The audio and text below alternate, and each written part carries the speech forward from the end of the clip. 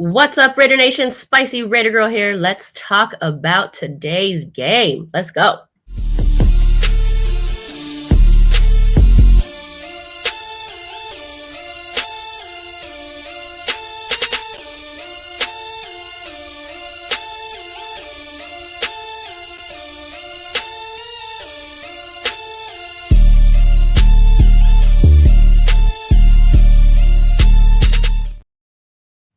What's up? Spicy Raider Girl here. Remember, light that torch, hit that like button, subscribe, and become a member of this channel. There's the call-in number, 510-394-4409. You know, this is an impromptu show here. I just decided to hop on because I've been reading a lot of stuff on the Facebook, the Twitter, and all the stuff. Man, there's a lot of opinions out there. Well, do you want to hear mine? Here's mine. And there's a lot of response I want to give as well. I mean, we'll have some special guests on as well, but I want to hear from you. That's why I got the number up there. But let's get right into it. Because, listen, we all hope the Raiders do a good job every single season, right?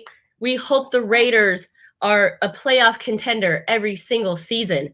We hope the Raiders smash people in the mouth and get W's every single game. But listen, that's not the reality, y'all. That's not the reality.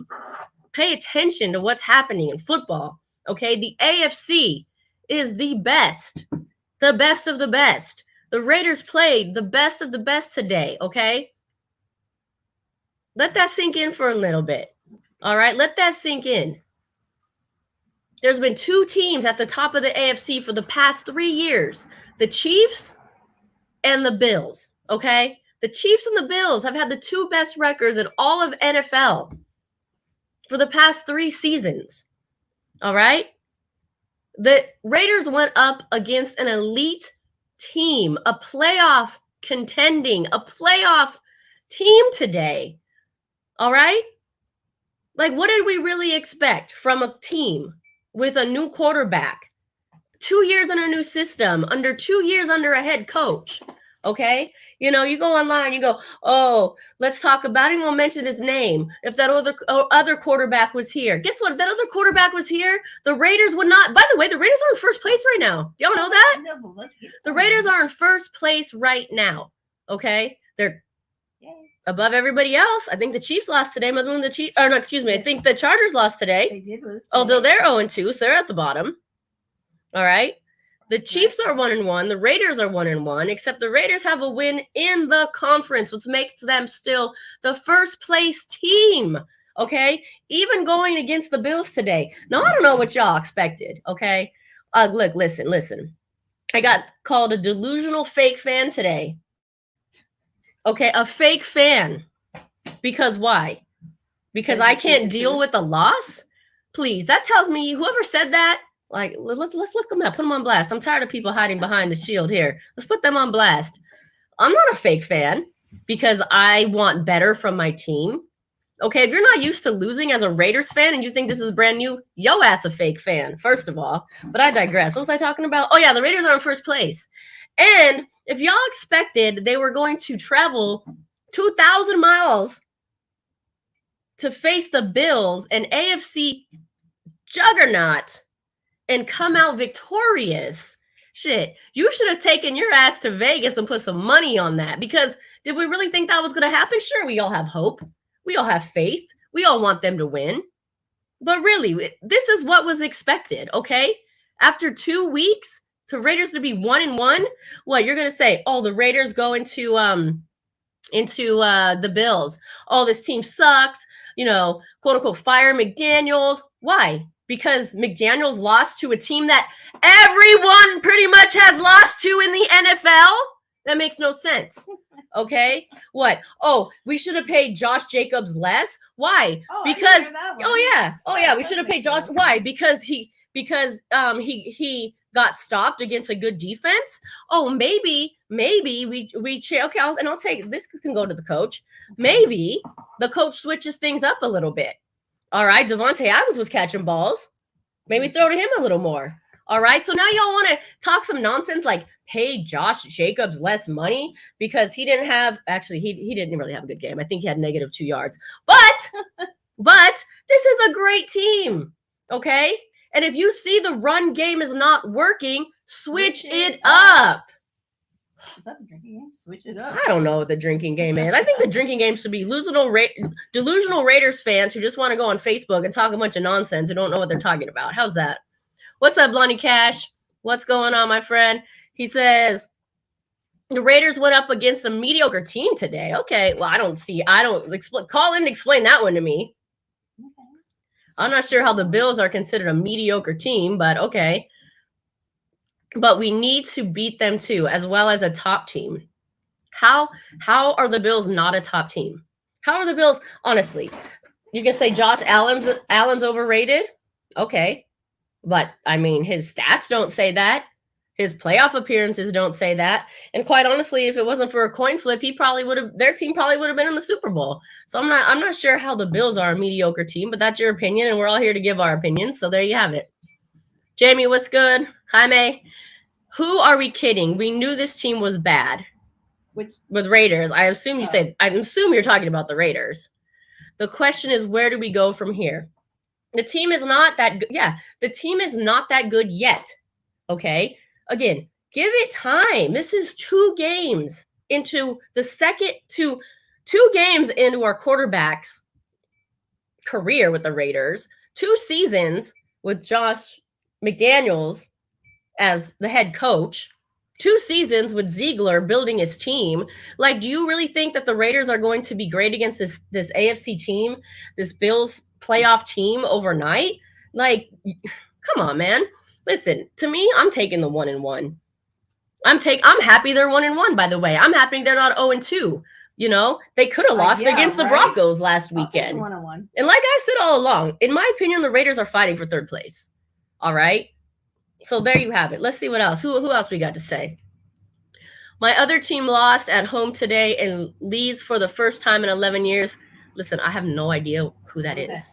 I don't know. I'm a Raiders fan. I don't have another team, so I'm not even sure who that is. But cool. Congratulations, I guess. King Savage, Raiders got their kicked. Raider Nation deserves better than this. They did. They got their ass kicked. You're right. Do we deserve better? I agree. Did we really expect that today of all days? And are we really going to say it comes down to one coach, one player, one quarterback, one running back, one tight end, one move, one trade? No, this build is going to have to be huge. Okay. I think we all got our hopes up a little bit because, last week the Jets ended up beating the Bills when Aaron Rodgers went down 4 plays in, 2 minutes in. And we thought, hey, if they can beat him, maybe the Raiders have a chance, And hey, I was in that boat too, but it's not the way this works. It's not the way this works. Offensive line have not run blocked well in 2 weeks in a row. Well, yeah, that is a true statement. And offensive line, has been an issue for a while. And while we're speaking of lines, I want to defend actually the defense today a little bit. People will sit here and say, "Oh, the defense sucks. That's the problem. Is the defense great? No. Of course the defense is not great. Okay? We know that. They've been 22nd. The Raiders have been 20 to 22nd, 23rd the past 3-4 years. Yeah, we know they're not great. However, give some credit to the other side. They went up against a really good offensive line today. They went up against a really good offensive line. So listen, sometimes you meet your match. And sometimes you play against a better team. Look, y'all know, if you watch my show, I gush over Mad Max all the time. That's my dude. I love to see him play. I actually watching defense over offense just to watch him play. Unfortunately, today he met his match. Spencer Brown, he's 3 years in. He's only 25 years old. He's 6'8", 311 pounds. Right. And he shut Mad Max down. Yeah. He shut him down, and I'm sure Mad Max is going to be chomping at the bit. He's going to be hungry. He's going to work harder. And the next time he sees that dude, he's going to smash him in the face. And I look forward to that. But I don't think you can sum up a great performance by a great tackle like in Spencer Brown and judge the entire game and say the defense sucks. How about just say this? Hey, you know what? Raiders met their match today. They had a good O-line. They had good pass protection. It is what it is. Let's move on to the next one. Yeah, let's go All back right. and learn from this. Yeah, let's not Good. knock our defense. Let's take it for what it's worth. Take it for what it is. You know what I mean? That team was good. That team's been good. So let's see what else we got here. And you think this is a good team. I thought the game would be a tough win. Oh. But this team looks worse than last year and competitively unprepared. I don't think this is a good team. If you're talking to me personally, do I think the Raiders are a good team? No, not necessarily. I don't.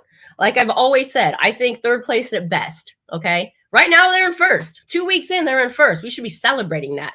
Do I think they're a good team? No. Do I think they're a competitive team? Not really. And I think this proves it today. I think if we saw what we saw today, I think if anything, this proves the Raiders are not ready to contend for the playoffs as of right now. They're just not ready. We saw what they did against the Bills. Have made the playoffs, the last 3 seasons? Okay. And we saw what they did against them. So no, I don't think this is a good team yet. However, I don't like where fans are directing their judgment. Okay. It doesn't mean, Josh Jacobs got paid too much. That means that this team, I didn't even read that. Yeah, fans will say whatever they want. That just means that this team had a good defense. All right, to me, that's what that means. Mm-hmm. It doesn't mean that Jimmy G is terrible. Did he flop some up? Yeah, I don't know what a couple of those flops were. Threw it up, flopped it up. He should have tucked some away. Did he make mistakes? Sure. Does that mean the GM's made the worst mistake ever? And he should be fired? Of course not. Simmer down, everybody. Simmer down, okay? Lonnie Cash, what's good? We gave them 2 touchdowns early in the game. We couldn't bounce back to a mediocre team. He still thinks they're mediocre.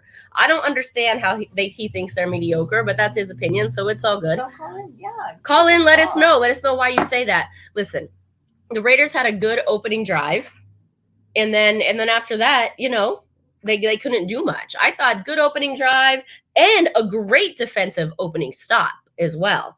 And then it all kind of fell apart from there, and they didn't really score anything after that. I don't think the Bills are a mediocre team, though. I'm not even sure how you can justify that.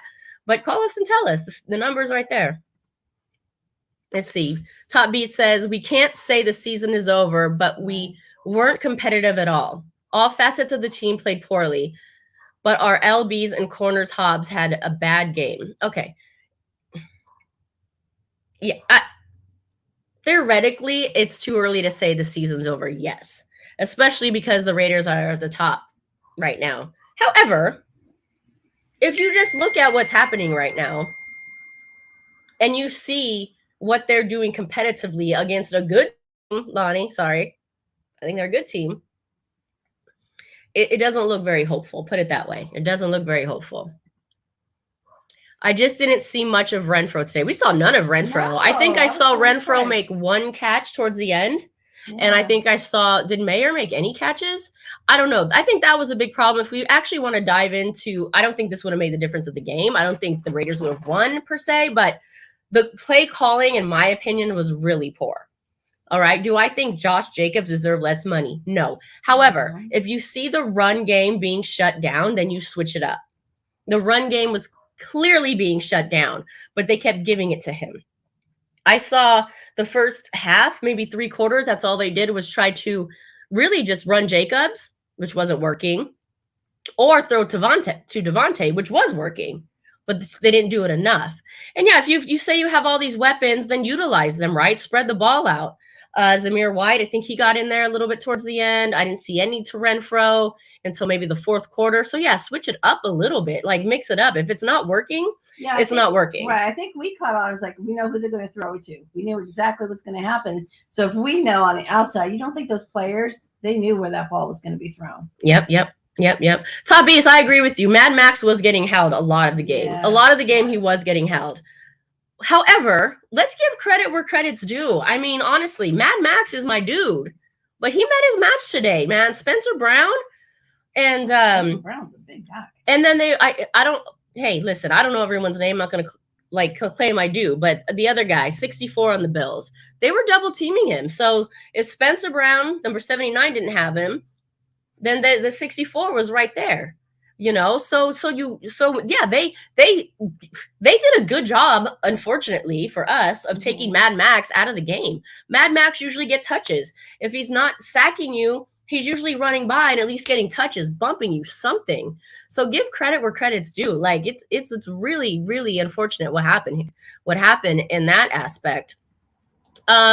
We should have drafted Jalen Carter. Yeah, shoulda, woulda, coulda. We shouldn't have, in my opinion, we shouldn't have gotten rid of Khalil Mack. We shouldn't have hired John Gruden. Like, we can go on and on of the should and shouldn'ts and all this other stuff. You know what I mean? But I'm going to just try to keep it real about what happened in today's game. What really happened here. What's good, girl? Is it just me, or did it seem like T. Wilson was dragging? I don't know. I didn't notice that, to be honest. I didn't notice that. I disagree. Let's knock the defense. We played zone at times, seemed all over the place. Okay, I'll give you that. I will give you that. So when I was speaking defense, I was speaking more like the defensive line.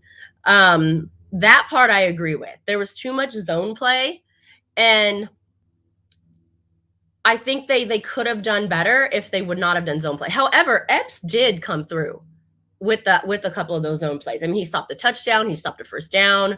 So I was there for that, but I will definitely agree with that on some point. He also says, you actually said earlier that this was a good team. I'm talking about the Bills, not, just to be clear. I think the Bills are a good team. So I'm sorry if there was some misunderstanding. I think the Bills are a good team. And I think, I mean, did besides hope and faith, did we really expect the Raiders to go into Buffalo and beat this team? The second best team in the AFC over the past 3 years, next to the Chiefs. Okay, that's who I'm talking about when I'm saying was a good team. Again, I think we should be happy. We still in first place right now. I'm happy. It looks like they went up against a team that had, as you say, had their number. They knew what to do with Crosby. They knew how to stop him. And that was huge. Yeah, they did their thing against Crosby. I love me some Crosby. Don't get me wrong, but hey, listen, they held him. They held. Well, they held him in both ways. They held him from getting to the quarterback, and they actually physically held him. So yeah, I don't think, did Crosby get any calls against him? Like any holding calls? No. I don't recall any either. And we're going to get into that whack call that was in, that was out, that was turned back, that was a flag. We'll get to that later. But let's see what Lonnie Cash has to say. I think he's responding. He's going to call in. The Raider team is going to be okay. We're going to kick some ass, but we must start now against Pittsburgh. Pittsburgh's going to be a tough game, I think, because that's going to be a home game, a Pittsburgh Steelers home game at Allegiant Stadium. So that's going to be tough in that aspect. So listen, we all know that the Steelers travel really well. Okay. In Oakland, you wouldn't get a lot of away teams to come to Oakland, but Steelers, in my recollection, Steelers and Cowboys, I would say, were the top teams that would travel to Oakland and fill the stadium. Yeah. So they're definitely that's definitely going to be happening in Vegas. So if you go, imagine it's going to be mustered out. Don't let one of those stupid towels hit you in the face. But I'll just read a couple more of these comments before I bring in my co-host here. I know I shouldn't worry about the other teams, but look at the Chiefs and the Jags. Well, the Chiefs and the Jags are both good teams, though. I mean, I think that game to me was a toss-up. That could have been a toss-up. Like, that could have gone either way. And, it's unfortunate. The Chiefs ended up winning that game, I believe, right? I'm done making excuses for the Raiders. Just want playoff game and to make it a winning season. I think we're all done making excuses for the Raiders. I'm not even sure we're making excuses for the Raiders. And, of course, we all want winning seasons. All I'm saying is let's try to keep things in perspective because this was a good team, okay? If we're out here losing to, like, the worst teams ever and you lay a total goose egg, is that the saying? I don't even know. Then I get it. But this is a good team. So I guess what I'm like upset about with what I'm hearing is Josh Jacobs got paid too much. McDaniel sucks. We should have kept our other quarterback, blah, blah, blah. There would be no difference. Okay? In my opinion, there would be no difference. This would still be a loss. So that's more where I'm coming from. So let's see. What's good, Raider Speedy? Thanks for being a supporter of the show. Thanks for being a member. Remember, you can become a member of this show as well. Just hit that join button if you want to. Subscribe. hit that subscribe button. It's free. He says, already Speeder in the house. We just got outplayed. Exactly. Yeah. That's just all it is. It was a good team, and they got outplayed. That's it. Lonnie Cash, Jimmy G's gonna be okay. What's the number? I'll call in. It's right there on the screen. Just text me. It's right there on the screen, my friend. Read it out loud. 510-394-4409. But you also have my phone number, so you could just call me. That works too. If you have my number, you can just call me. We're gonna get into some more of the comments here, but I'm gonna bring in my co-host here from Protect the Shield. Chris, what's good, my friend? What's good, Spice? How you doing, man? I'm glad to be on here because I could tell by our text messages you were on one today. You ready to talk that talk? Right? I was. Well, like I'm sure you heard what I've been saying. Like, listen, we all want to go 17-0. Okay, gotta keep it real. But this is not a situation where we need to burn the house down and fire the GM and fire the quarterback and fire the head coach and claim that their quarterback's better than their quarterback. Blah, blah, blah. You know what I mean by that. We're not even going to mention his name anymore. I'm tired of hearing his ass. But you're right. What are you sipping on? Oh, you know what I'm sipping. You know how we got to start off. Oh, well, I wish I was on that. I'm going to be on I'm sipping on some Woodson whiskey, of course. But what else? That's what's up. That's what's up. Well, cheers. Cheers to you. Salute. Samesies. So yeah, we're just keeping it real. Like I've gotten so many, I don't know, people, I guess because I'm a presence, I'm a face of YouTube or Facebook or whatever. So people were just messaging me a lot. So that's why I felt some kind of way. And I was like, I feel like I got to go on and say what's up because I don't like the narrative. I'm with you, man. I feel the same way. I feel like people like reach out to us directly, like we're spokesmen for the Raiders or something.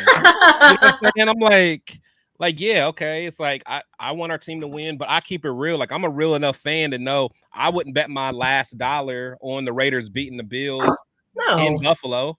No. You know what I'm saying? So it's like I'm not tripping. Now, what I wanted to see today was, I wanted to see us really fight. I wanted to see us, at least be able to put up a game. We didn't do that, but I'm not ready to burn the house down. I'm still hopeful, but I don't know, man. Some of these fans, I'll tell you, man.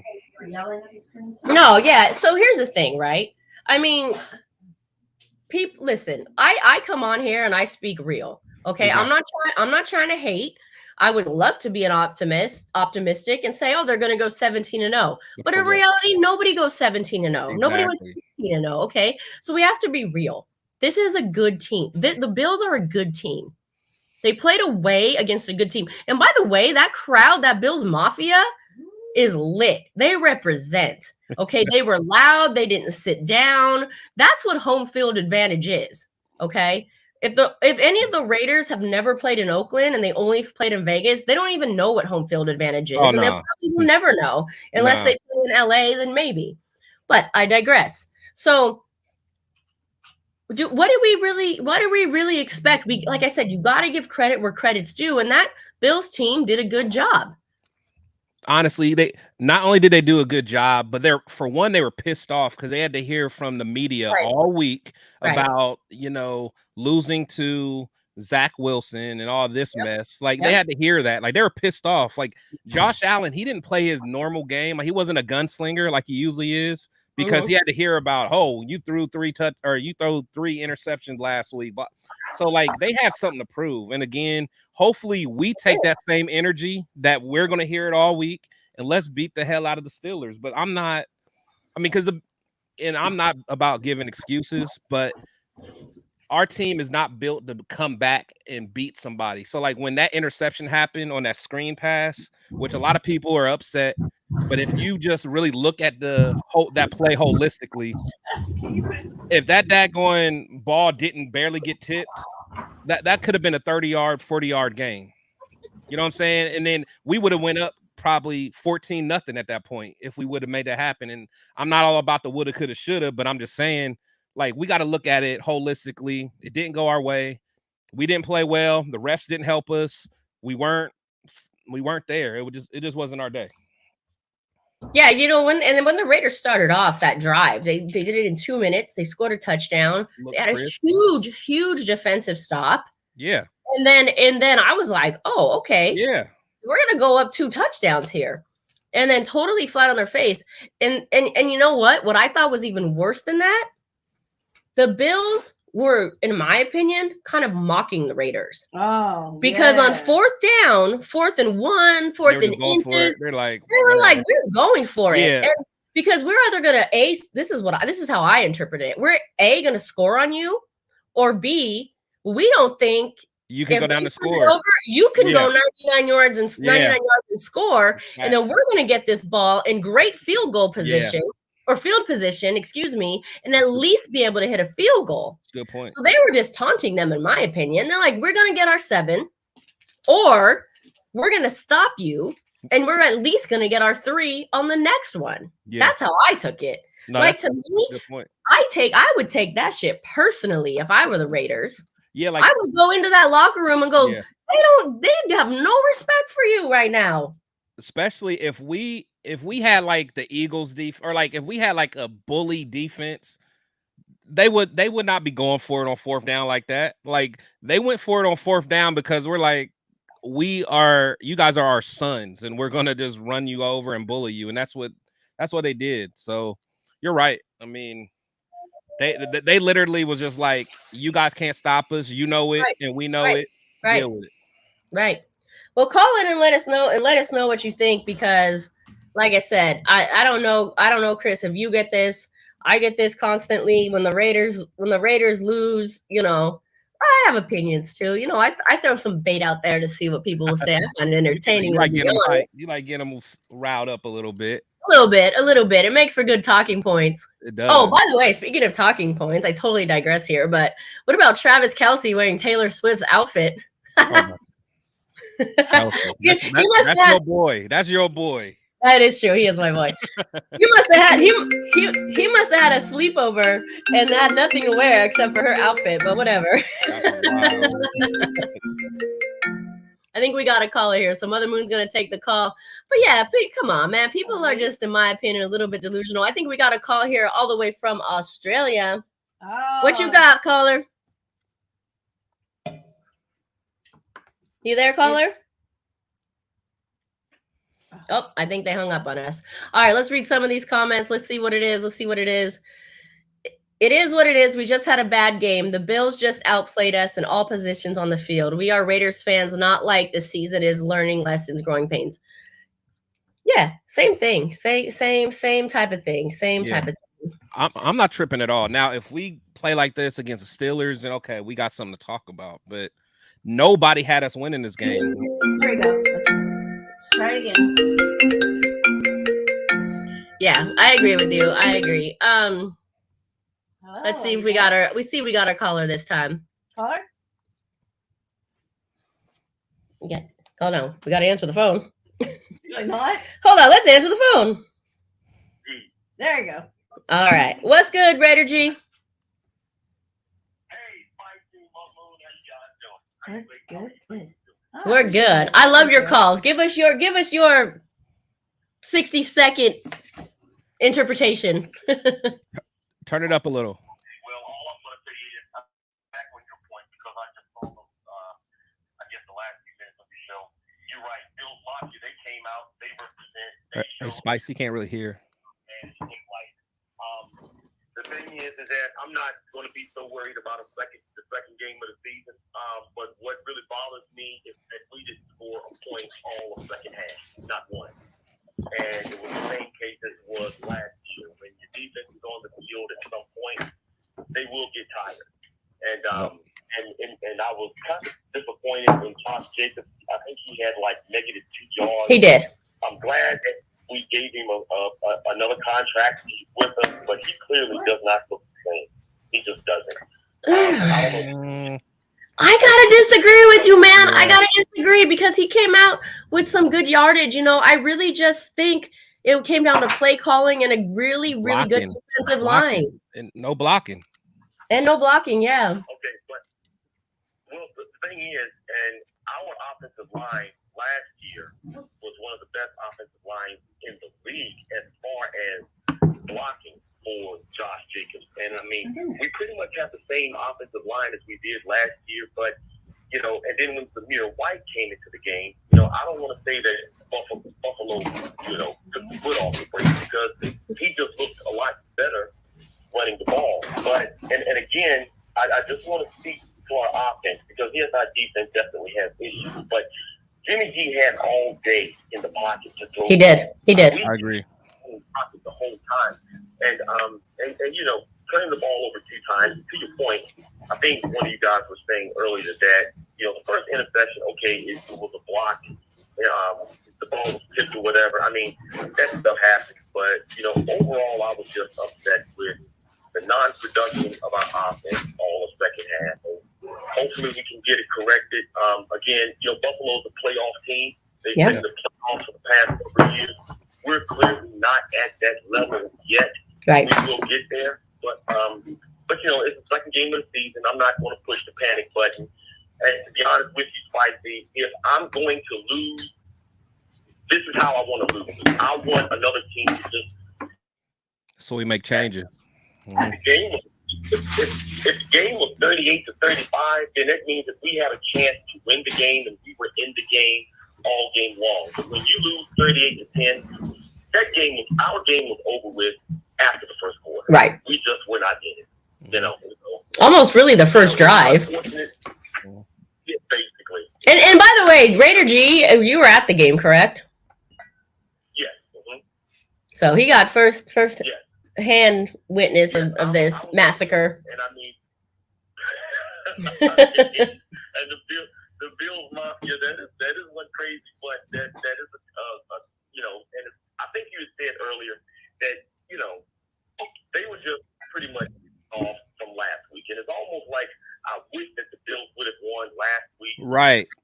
Dallas would have made his mistake this game, but because he threw 3 picks last game, he was determined. You know what? For the home opener, I'm just going to come out. We're going to come out focused, whatever. We're going to be in front of the home crowd, and they just came to play, and we didn't. But I'm not saying that's our season. Let's start benching people. No, I'm not going to hit panic. But that's too much. Remember, just last week, we were all ecstatic about Jimmy G and the offense and the direction of the franchise. But hey, we got to take one on the chin and just keep it moving. Everyone else in the AFC West lost today, with the exception of Kansas City. So, I still feel good about our team. Yeah. Okay. That's all. Best it could be, I think. All right. Thank you. Thank you. Okay. That's Raider G. Thanks for calling. Yeah, and I agree with a lot of what he has to say. I mean, listen, they went up against a team that they're just not as good as. That's the bottom line. That's the bottom line. That is the bottom line. And I don't understand why people don't understand that, because all the ESPN and NFL Network, they have us winning 3 or 4 games all year. So it's why are we acting surprised because we lose to one of the best teams in the NFL? Come on, man. Right. You know what I think it is? Honestly, let's get into some real talk here. Let's take all the X's and O's off the table. Yeah. This is a real talk, right? The Raiders fans, listen, it hurts. Y'all delusional. As hell. Right? As hell. So and then you all want to favor your favorite coach, your favorite quarterback, your favorite tight end, whatever. Get over that shit already. Okay? It's oh, well, I told you blah blah blah blah blah because so and so's gone.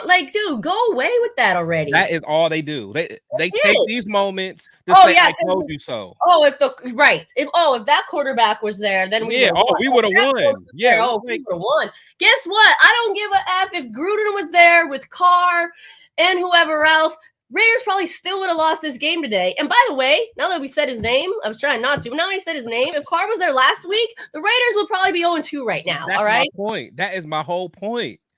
Jimmy, again, I wasn't the biggest Jimmy fan when we got him, but my thing is I'm all about the Raiders. So I learned to embrace who we got at the end of the day. So that's who I am. But Carr, I mean, we know his shortcomings, and he wouldn't have won that game. He would have crumbled. As soon as there was some pressure, he would have crumbled, whatever.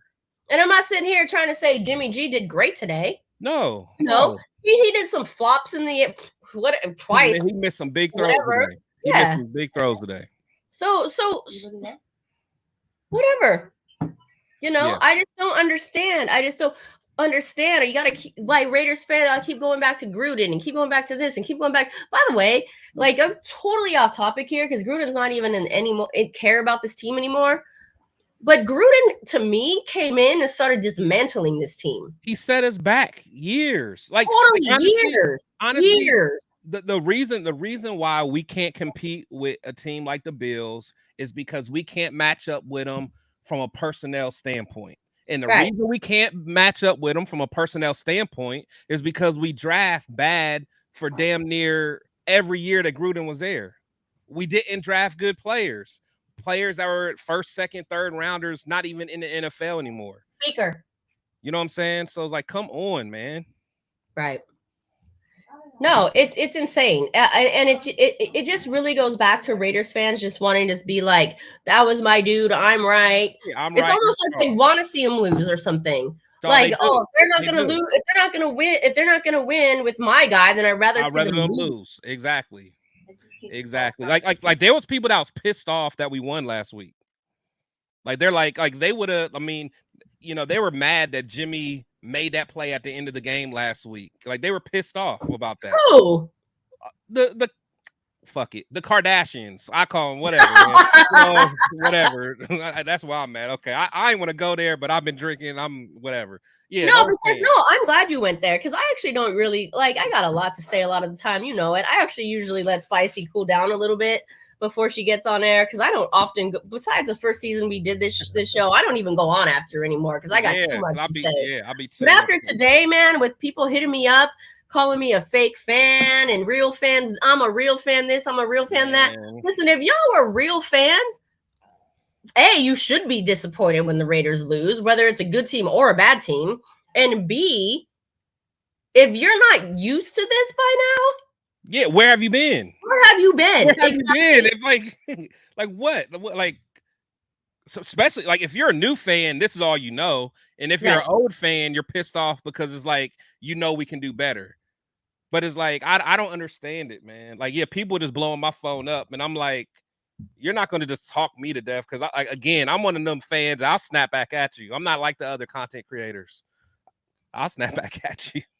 I'm just tired of it. Honestly, like I've kept my mouth shut for a long time about things. By the way, if you want, I'm going on a rant here for a minute. So if you want to get off camera, I will give you that respect. If you don't want to hear what I have to say right now, I can pull you off. You know, I'm about all the smoke. Go ahead. All right, here it is. Let's go. That weekend at Bernie's motherfucker who stole our bobblehead at Ricky's, Tina Ricardo's brother, the previous owner of Ricky's wife. We know you took it and bring that shit back. How's that? That was cool, but you could have put some more bass in your voice. Let's do it again.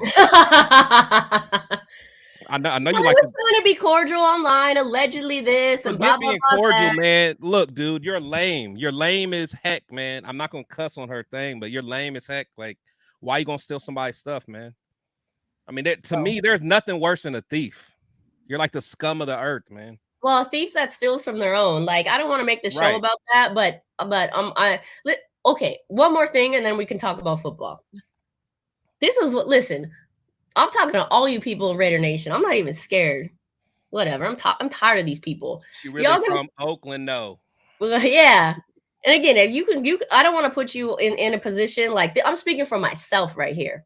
But all y'all are cool with rumors and gossip, stuff that's not even true. But when we actually need your help to help a fellow Raider fan retrieve some of his personal property, now nobody wants to speak. Now everyone wants to stay out of it.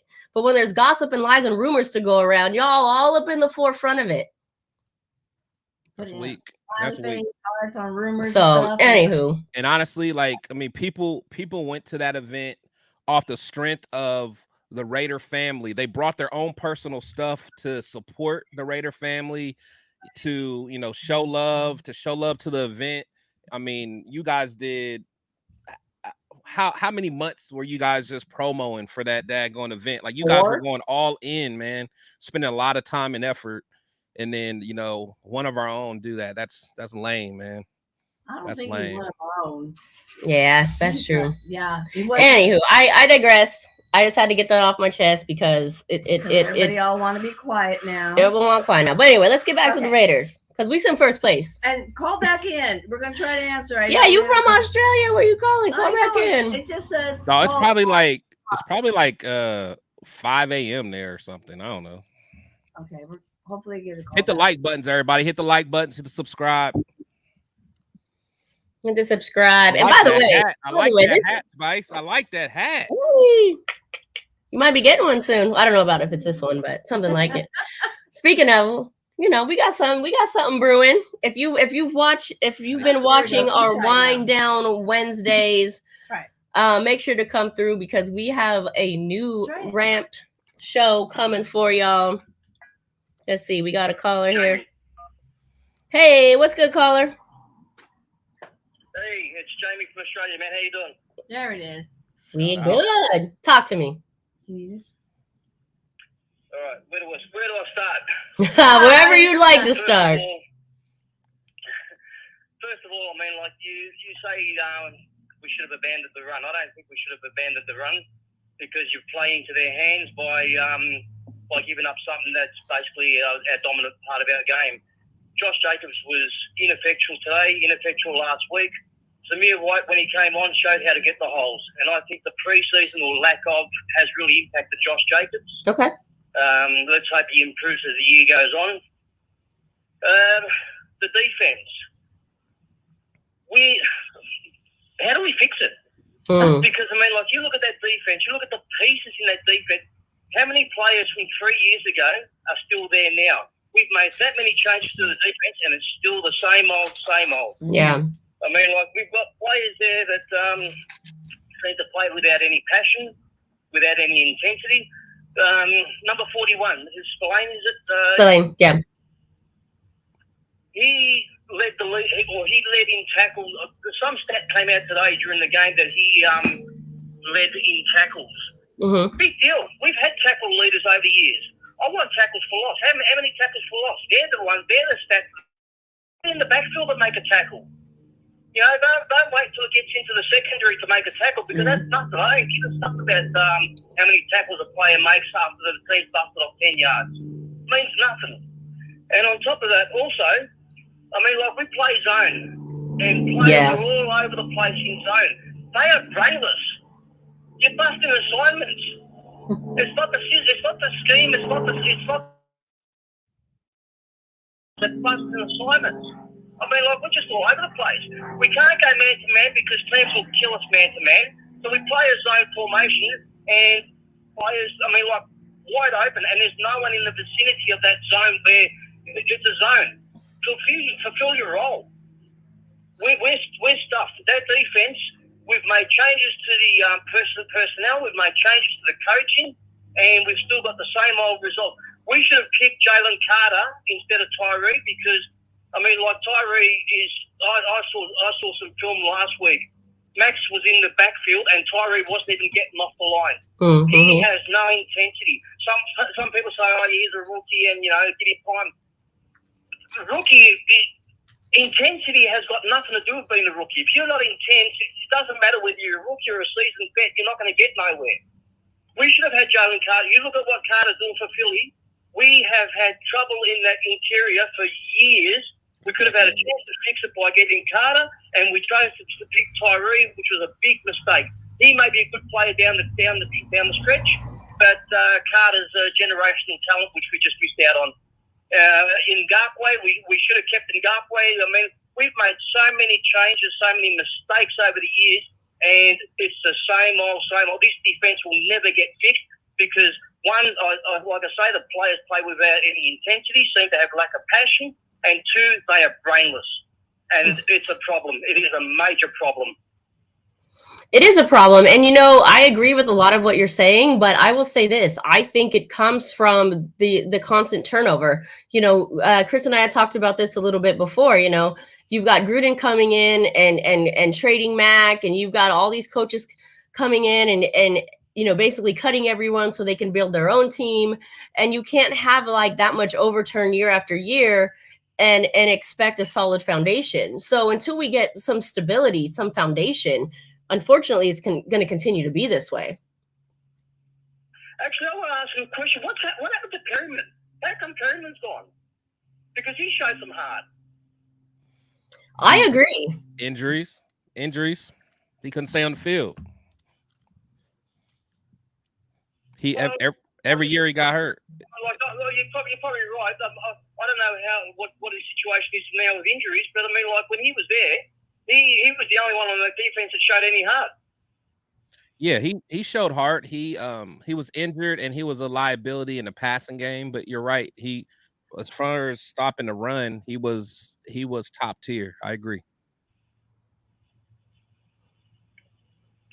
Secondary. I mean, like I was a big rack for Trayvon Merrick. He seems like he's becoming a liability. I don't know if it's because of players around him that are making him look bad, or if he just doesn't have what it takes to go to that next level. But look, there are major problems in that defense, and I can't see any improvement. We've changed coaches, we've changed systems, and we just got the last 5 or 7 years. It's been the same results, and I can't see where it's going to improve. And we talk about Max. I mean, like Max was ineffective today, but that's only because there's no interior push. Yeah. Well, there's always going to be that issue, right? If you keep like I said, if you keep changing people, you keep swapping out personnel, it's going to be hard to build a foundation. And look, Max is always good. He didn't get any touches today, but again, he was, in my opinion, people were saying, "Oh, what's wrong with him? Max is slow. Max this, Max that, Max the other." You know what, Max? Listen, he just met his match today. And Max today. Max is a star. Max is a star. There's totally a star. I don't think he's not. I don't think he's not. But I'm saying I don't think it meant he lacked. I heard people saying he was slow. He lacked heart. He wasn't in it. All this nonsense, right? To me, that's not what happened. He kind of met his match. Those people like to talk shit. I wouldn't even take anything into it. Anyway, thanks for taking my call, guys. Great show. Keep up the work. Thank you. I'll keep following you all the way. And by the way, it's 12:15 in the afternoon here, so I'm just about to have lunch. All right. Enjoy your lunch. Monday. All right. Thank you. Bye. Bye. All the way from Australia. He probably hates that people say this, so I didn't say him with it on, but Aussie.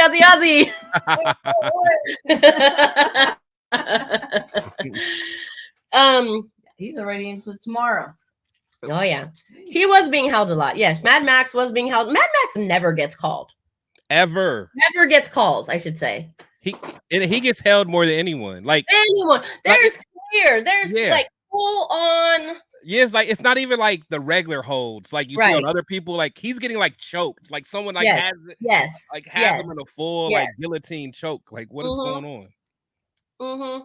It's crazy. No, but like to talk about Max. I think the Bills watched the tape. They knew how to contain Mad Max. Yeah. They had Spencer, and again, I don't know what's 64's name. Anyone know? Who cares? They basically were double teaming him because once one fell off, the other one was right there. They were even bouncing Mad Max from left to right, trying to figure out if he can get an edge on one end or the other. Yeah, the thing is when you got when you only have one guy that you have to worry about on the offensive line, like they can do different things. You know, they can double team, they can have the tight end chip and then go run his route. They can have the running back chip, and like there's a lot of things you can do to slow down a pass rusher. That's why you got to have someone inside to collapse the pocket. We just didn't have it. And like our rookie Tyree Wilson drives me nuts. Like there was one play in particular. He literally stopped and started walking while Allen still had the ball. It was unreal. I was actually listen, he's a rookie, right? And he's been injured. But I was expecting more from him. I was hopeful and I was expecting more for him. I'm disappointed at this point. Oh yeah, because the thing is, I always say I don't mind rookie mistakes. Like if you're just like, for instance, Bennett was getting cooked today, but he was running around. He was balls to the wall, giving it all, leaving it all out in the field. If you make a mistake like that, I'm cool with it. Yeah. But like when you're just like half-assing and not giving it your all and then still not doing nothing and making mistakes, that's when you got to go. Like, that's why I'll never get mad at Max, because Max may not have a good game, but Max is going to give it maximum effort. That's what I'm saying. I don't even think he had a bad game. I just think he met his match. It wasn't a bad game. He just wasn't effective. But it wasn't effective, but that wasn't because of anything he did on his side. Right. Which is what we're talking about a little bit. They neutralize him. Right. And then Tyree, I'm disappointed. Okay, he's almost giving me, I know they're different positions and all the stuff, but he's almost giving me that like Leatherwood vibe. Right. Like, yeah. Like we expected so much from him, and then you just make these bonehead mistakes. And just have no dog. Like, again, you just have some dog in you. Have a little nastiness in you. Like, I just don't like just loafing around. And I get it. If your foot hurts, then sit out until you're ready. But, like, I don't know, man. I don't know. Here's the thing. Overall, I don't think that us as Raiders fans, listen, we should all be disappointed by every loss. And I think the Raiders should be disappointed by their performance, especially certain plays, right? Jimmy G, couple throws he shouldn't have thrown. The lines are a mess right now. However, at the end of the day, they played a really good team. And you can't really expect, this is basically a Super Bowl team that they went up against. Easily. Minus a coin flip going the Bills the wrong way. This is a Super Bowl team, okay? They're not even a playoff team. So to sit there, I guess what's bugging me the most is to sit there and say, fire the coach, take Josh's money back, Josh Jacobs' money back, fire McDaniels. Oh, we shouldn't have traded that quarterback. We shouldn't have traded that tight end. Like, to me, that's just blasphemy. That makes no sense. That's ignorant to me. To think that with those players back, all of a sudden the Raiders end up winning this game. Right. It's like, unreal. It's unreal. Do we have like a delusional button, like a blinking flash delusional button that we can hit or something? We need it. Yeah. Because if you like those players, cool, good for you. But I would actually, this is the money I would bet. This is the money I would put down. That if those players were back, this is still an L. Oh, for sure. Honestly, look, if we had Marcus, maybe last week too. If we had Marcus Allen today, we would have still lost. No, and that's a fact. Marcus Allen probably would have got 10 yards today. Like, if your line doesn't block, it don't matter who it is running. Right. It's like fans sit in their little comfy seats and and I hate to say it, but you almost had to have some experience being out there on the field to understand, you can't just everyone's not Bo Jackson. Everyone is not just a physical freak who can just do it by himself. You got to have a line. Right. You know what I'm saying? Come on, man. It's I swear our fans drive me nuts. Yeah. Well, and then you can clearly see, without certain fans saying it, you can clearly see their point of view of where they're coming from, which is delusional. Yeah. Just like we said earlier, they're coming from a place where they can say, ha ha, I told you I was right, and this is why I'm right. That is the only reason they even creep out of, under their little rock. But the only okay, I agree with you. However, the only merit that would have is if the Raiders were actually a winning team prior to this, right? And now that would be a losing team. That is my whole point, right? It's like we sucked before too, so it's not but then they always fall back on, oh well, the 2020, the 2021 team, we went to the playoffs, and that just drives me crazy. I hate that whole narrative too. But actually, you know what, Spike? I'm not gonna go off on your show today. I'm just gonna do it. That's why we're here. Do it. No, because I get so damn mad. I get so mad about them talking about that 2021 team. No, do it. That's why we're here. Let's vent tonight. Yeah, they pissed me off, man. Because the only reason we went to the playoffs is because goddamn COVID. If it wasn't for COVID, we wouldn't went to the playoffs because we wouldn't beat the Browns. The only reason we beat the Browns is because we played their third string quarterback and half their team was out, and we barely won that game. And then we beat the Colts because their whole quarterback could not play, or he couldn't practice all week because of COVID. That's the only reason we won. If we would have lost either one of those games, we would have still been out of the playoffs, and then they couldn't have said that. Sorry, go ahead. No, I like it. No, speak the truth because it's true. I just can't, like, honestly, like I was reading something, or no, Michael Mayer was talking about, oh, the Raider Nation, they're the best group of fans, and all. No, they're not. Oh my Like, God. Okay, hold on. They used to be. No, they used to be, but I'm saying, but he's saying now, but I'm like, at least ever since I've been doing this content stuff, it's opened my eyes to like a whole group that I haven't seen before. I love that you said that. Are terrible, man. I love that you said that. Okay, by the way, now I'm going to go off on a rant. Go ahead. The Raiders fans used to be feared, respected, passionate. Okay, they used to be. Now the Raiders fan base is virtually non-existent. We don't even like each other. There you go. And they say Raider Nation travels well. Well, they don't travel. They don't travel home. We don't go to Vegas. There's literally no home field advantage anymore. And then if you go to any other stadium, the Raider Nation. Okay. Get it, Spice. Let's go. Let's go. Okay. So what? The 100 people that traveled to Buffalo and they all hung out at the same party, and they go, "Oh, Raider Nation took over. I don't see any Bills fans in here." Yeah, because all 100 of you decided to hang out at the same shitty dive bar together.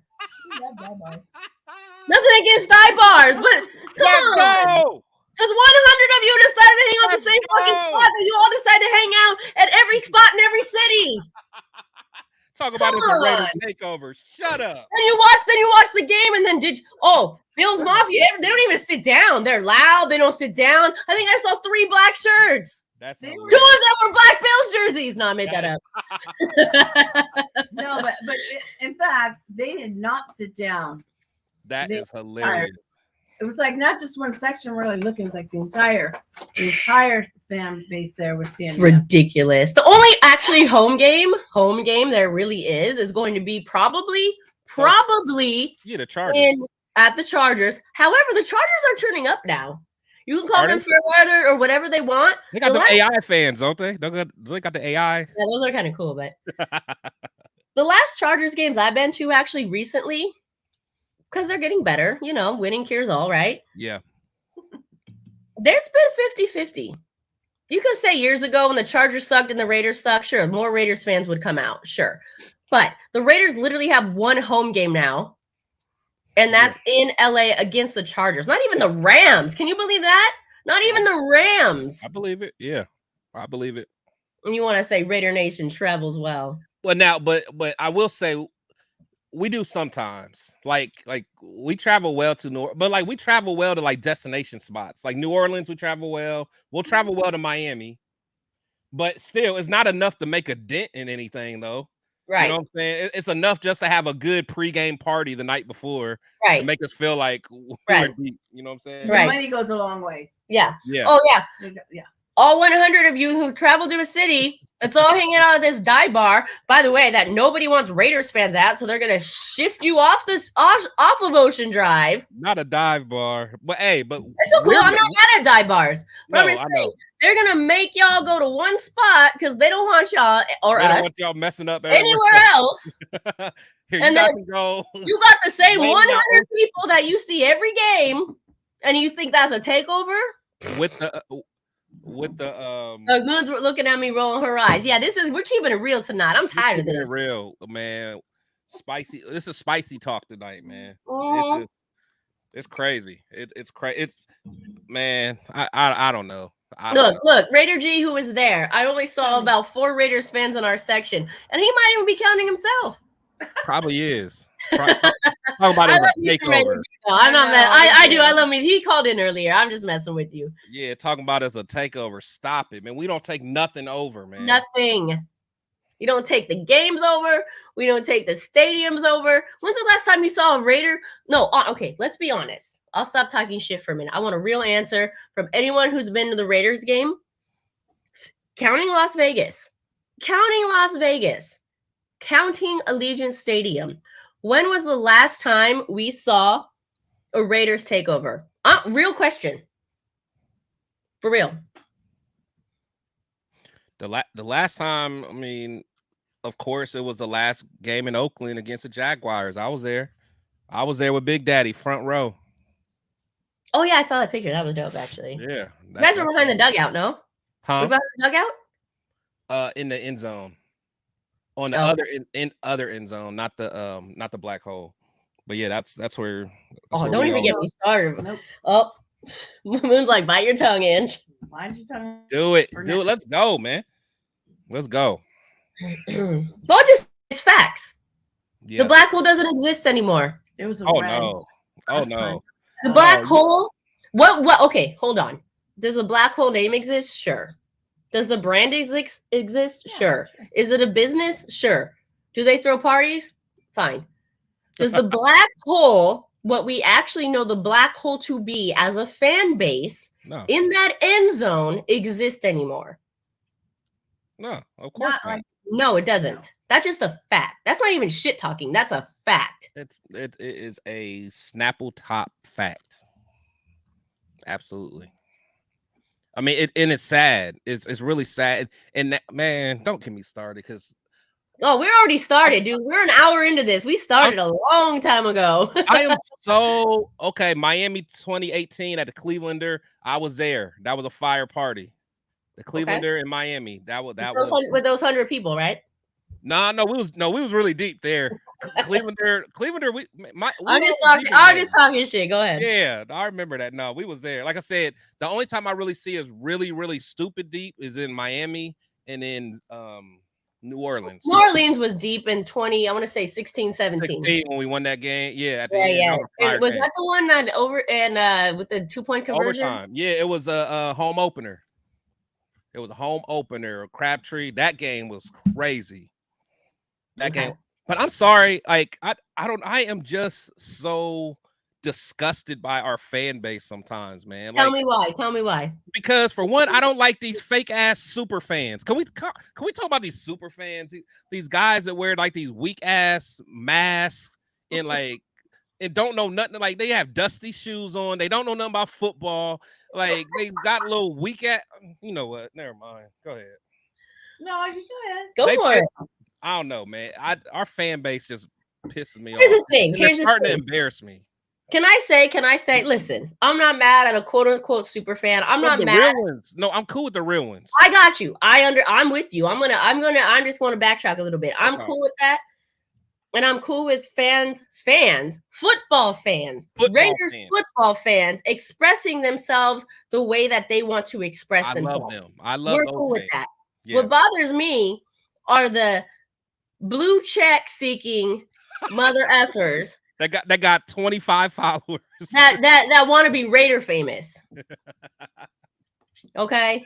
Oh man. Like if you want to be a Raider fan and dress up and put makeup on or whatever, you. Yeah. Do you? But if you just want to go and be like, oh, I need to be the face of the Raider, I'm a public figure. Not the public figure. Oh, come on. Oh, come on, man. Public figure. By the way, I'm starting to go GoFundMe because I'd like to buy my blue check mark. No, I'm kidding. Nobody send me money. Send her a patch, though. Guys, get her a patch. If you have your own patch, make sure you send one to Spicy. Send one to Mother Moon, too. Send one to you. Thank you. They like their patches. I'm going to give me a Protective Shield patch, and you better wear it. Oh, I will. No, I know where it's going to go.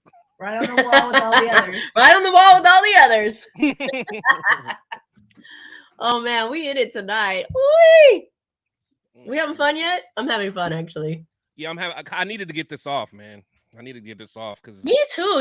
Me too. I feel like I needed it. And listen, I try to come on and be a little PC and stuff like that, but I don't know why. I just got hit with so many messages today, or I just couldn't stand it anymore. Yeah, people are all on my phone, man. I'm just like they hit me up. Are you ready to get rid of Jimmy yet? No, shut up. Like, yeah, hold on. Let me get Sandra on the phone. Hey, Sandra, you know what? I think like 45 people text me today. They think they should get rid of Jimmy. You think we should do that? Yeah. Oh, well, you know what, Spicy? Yeah, since you got those, yeah, totally. Yeah, let's do that. Who should we bring back? Oh, the other guy who only like showed up, made the playoffs twice and in 9 years because he's loyal. Should we bring him back? Oh yeah. That's a good one. Yeah, let's do that. No, he's so loyal that he took his football and went home at the last 2 games yesterday instead of not yesterday, last year, instead of trying to help out Stidham, instead of trying to help him. Thank you. Somebody finally said it. Dude, if you were a real loyal team player, you would have stood on that sideline and helped your boy. Drake. No one remembers that. Like, I do. He took his football and went home. Yeah. Instead of being like just like Stidham had the clipboard all season to help you get prepared for a game. So people are always like, oh, well, Stidham played bad against the 49ers. Well, Stidham didn't have a guy in his corner that was supposed to be there to help give him tips and tricks and all that stuff to help him out. Like, whatever. Oh, and by the way, okay, hold on. A second string quarterback who never plays badly against an NFC championship team. Oh, who would have thunk it? Oh, who would have thought that would ever happen? Yeah. Come on. Whether you want to admit it or not, the 49ers are a good team. And we almost beat them. Right. With Stidham. Shout out to Stiddy. Where is he? They should have kept him, actually. All right, Mother Moon wants to get to some comments. That means she's probably tired of hearing from me. That's her way of telling us to shut up. Right? Can we bring back Third and Renfro? No, we can't. He could get traded too. Next. Ooh, feeling spicy today. I saw Raider Wolf. Cool. Shout out to Raider Wolf. Was he dancing? No. He was not. Oh, yeah. No, I saw him too, actually. He was not dancing. No. Oh, by the way, I never want... Wolf, hold on. I'm going to take Raider G's comment down. I never want to be caught like that, by the way. Somebody said it. We didn't say it. And they said, the wolf looks sad. Yeah. So... they caught him we went to Atlanta the COVID year, which is what, 2020? Right? And they got their kicked. And we had front row. First of all, they had like 25% of the stadium full because of COVID. Wait, what? But we got our totally kicked. Mm-hmm. And I'm not going to lie, I was pouting. But I was not going to get caught on TV pouting. Yeah. So I took my ass all the way up. You ain't going to get me. You're not going to catch me like those Cowboys fans. have this face like.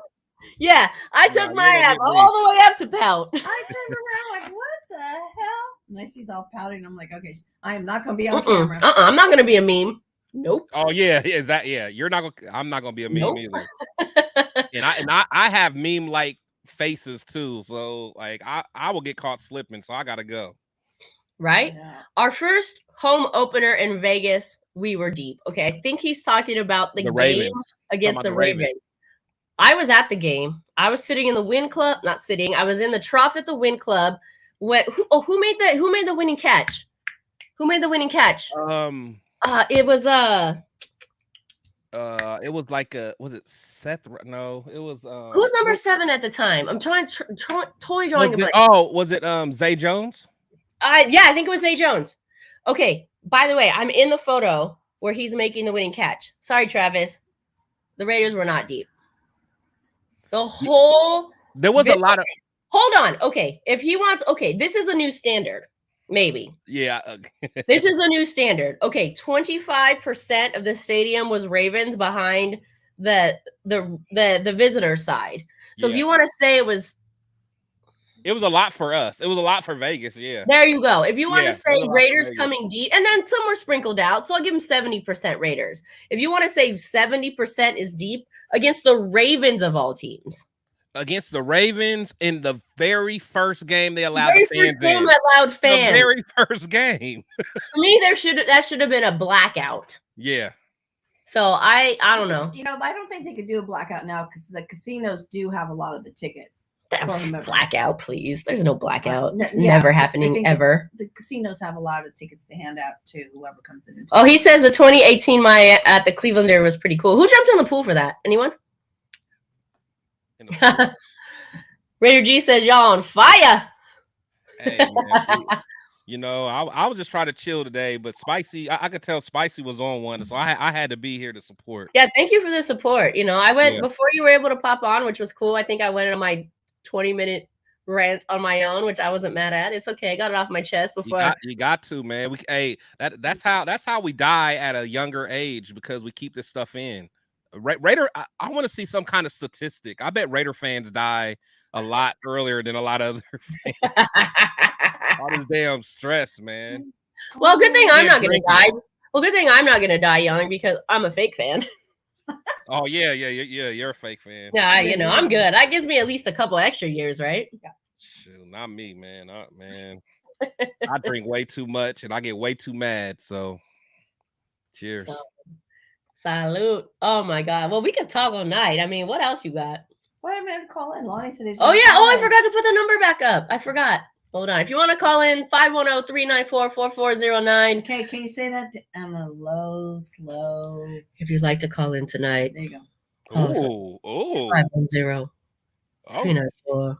510-394-4409. This is a hotline. Oh shoot. That takes me back to the 90s when I was a kid. I try to sneak on the phone and call them numbers, and they cost money. Right?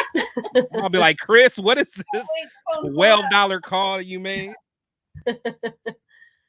But we'll wait for a call. If not, at the end of the day, look. At the end of the day, I think the Raiders playing a rival team in the Broncos in their conference, an AFC championship team in their division, in their division and then in their conference, flip-flop those, and they're still 1-1.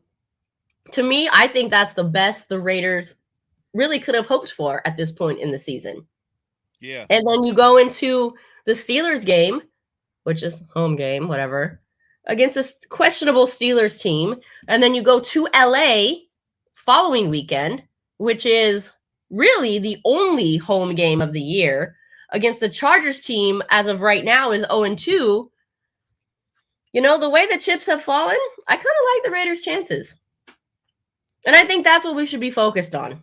Yeah. No, I agree. Oh shoot. Sorry. Scared the shit.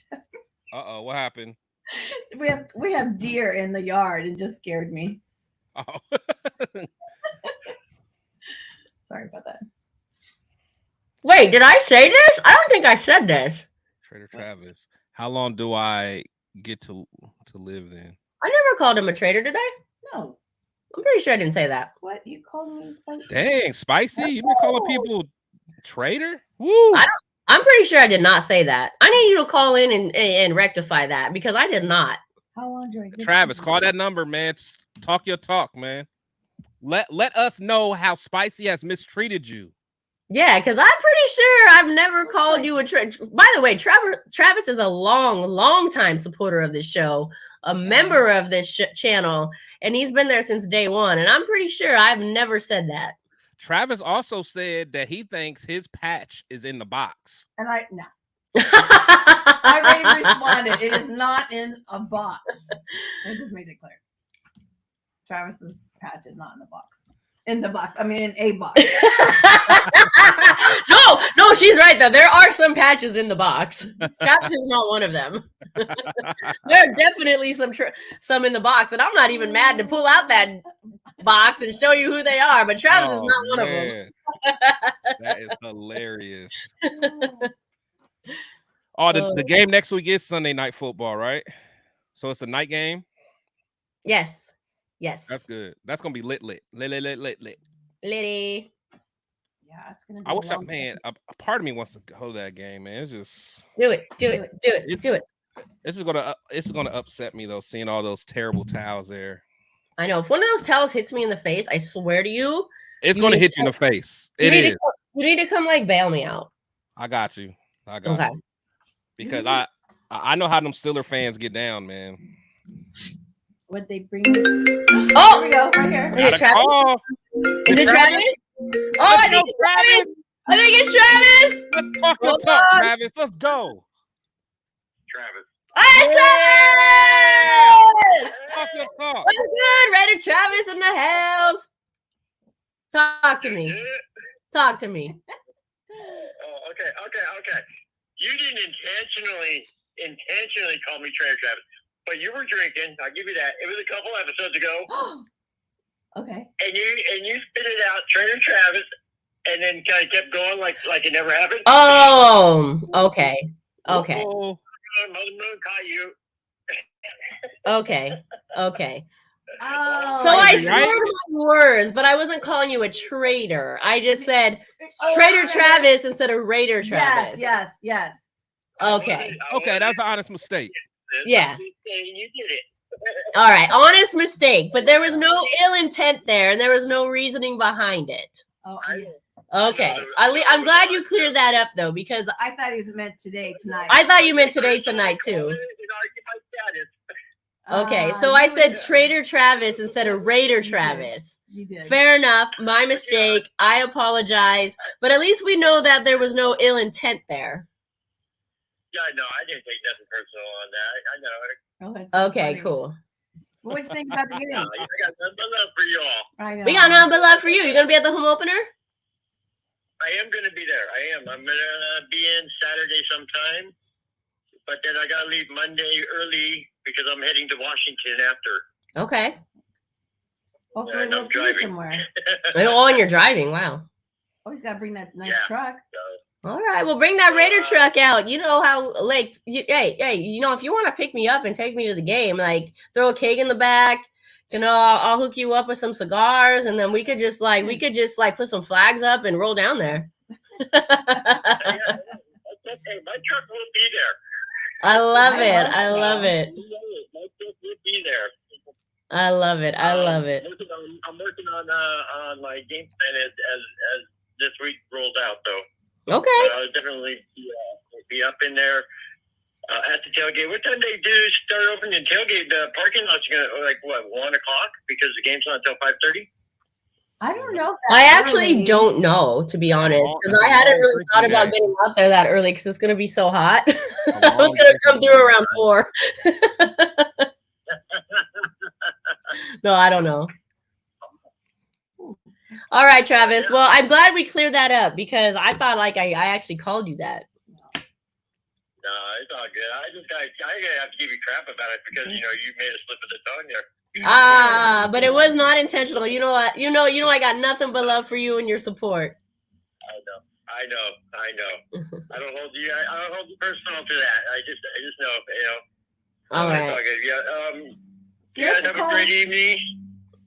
Yeah, I got nothing but love and support for you all. I know. You're Thank you. We appreciate you, my friend. We'll definitely see you in Oakland or in Vegas next Oakland. Oakland. See how the slip of the tongue happens? See how it happens? You're contagious. I love it. All right, my friend. We'll see you soon. We'll see you then. Thanks for calling. You guys be safe. Okay, you too. All right. See you, Trader Travis. Bye now. We got a leak. I think we got a leak in our comments. Yeah. It's not supposed to be known yet, but it's okay. Soon. No one's Soon. Yeah, coming soon, real soon. Hey, thank you for your support. I'm just gonna delete that one because we actually haven't announced it yet. But soon. We got some special stuff coming out for that. Okay. All right. Oh, that was fun. So if Raiders take all their anger out on the Steelers, yeah, we need to. We got to take it out on them. And honestly, and that's my thing. I think that Raider Travis heard me. Yeah, but yeah, I think that's honestly what the Bills did. The Bills took out their frustration of everything that happened on week 1 on us. Yeah. We got to do it to the Steelers. Because honestly, the Steelers are going to lose tomorrow to the Browns, and we're going to make the Steelers 0-3, and that's going to feel sweet. Ooh. Yeah, I'm talking that talk. That talk. Okay. Well, listen, that should be a winnable game. Oh yeah, of course. But I am worried though, like because with these concussions ever since last year with Tua and all that happened, I'm worried that Devontae he may miss a game because of this concussion. I know. So do we have what happened? Okay, I saw what happened, but do we have like a follow-up on that? I mean, he has to go through the whole protocol, and that's like I think it's like an independent group of specialists that go through that. So we won't know until a while, but And it's not even for sure that Jacoby Myers from last week's coming Right. back. Right. Renfro missed like 3 weeks last Right. year because of concussion. So it could get ugly. I don't know, man. By the way, if Devontae's out and Jacoby's out, and we have to rely on the running game and Renfro, I'm telling you right now, like that's a problem. If people remember last year, and I hate that I always come on here and like talk specifics, so people are like, dude, you're like a fucking Raider nerd, but I can't help it.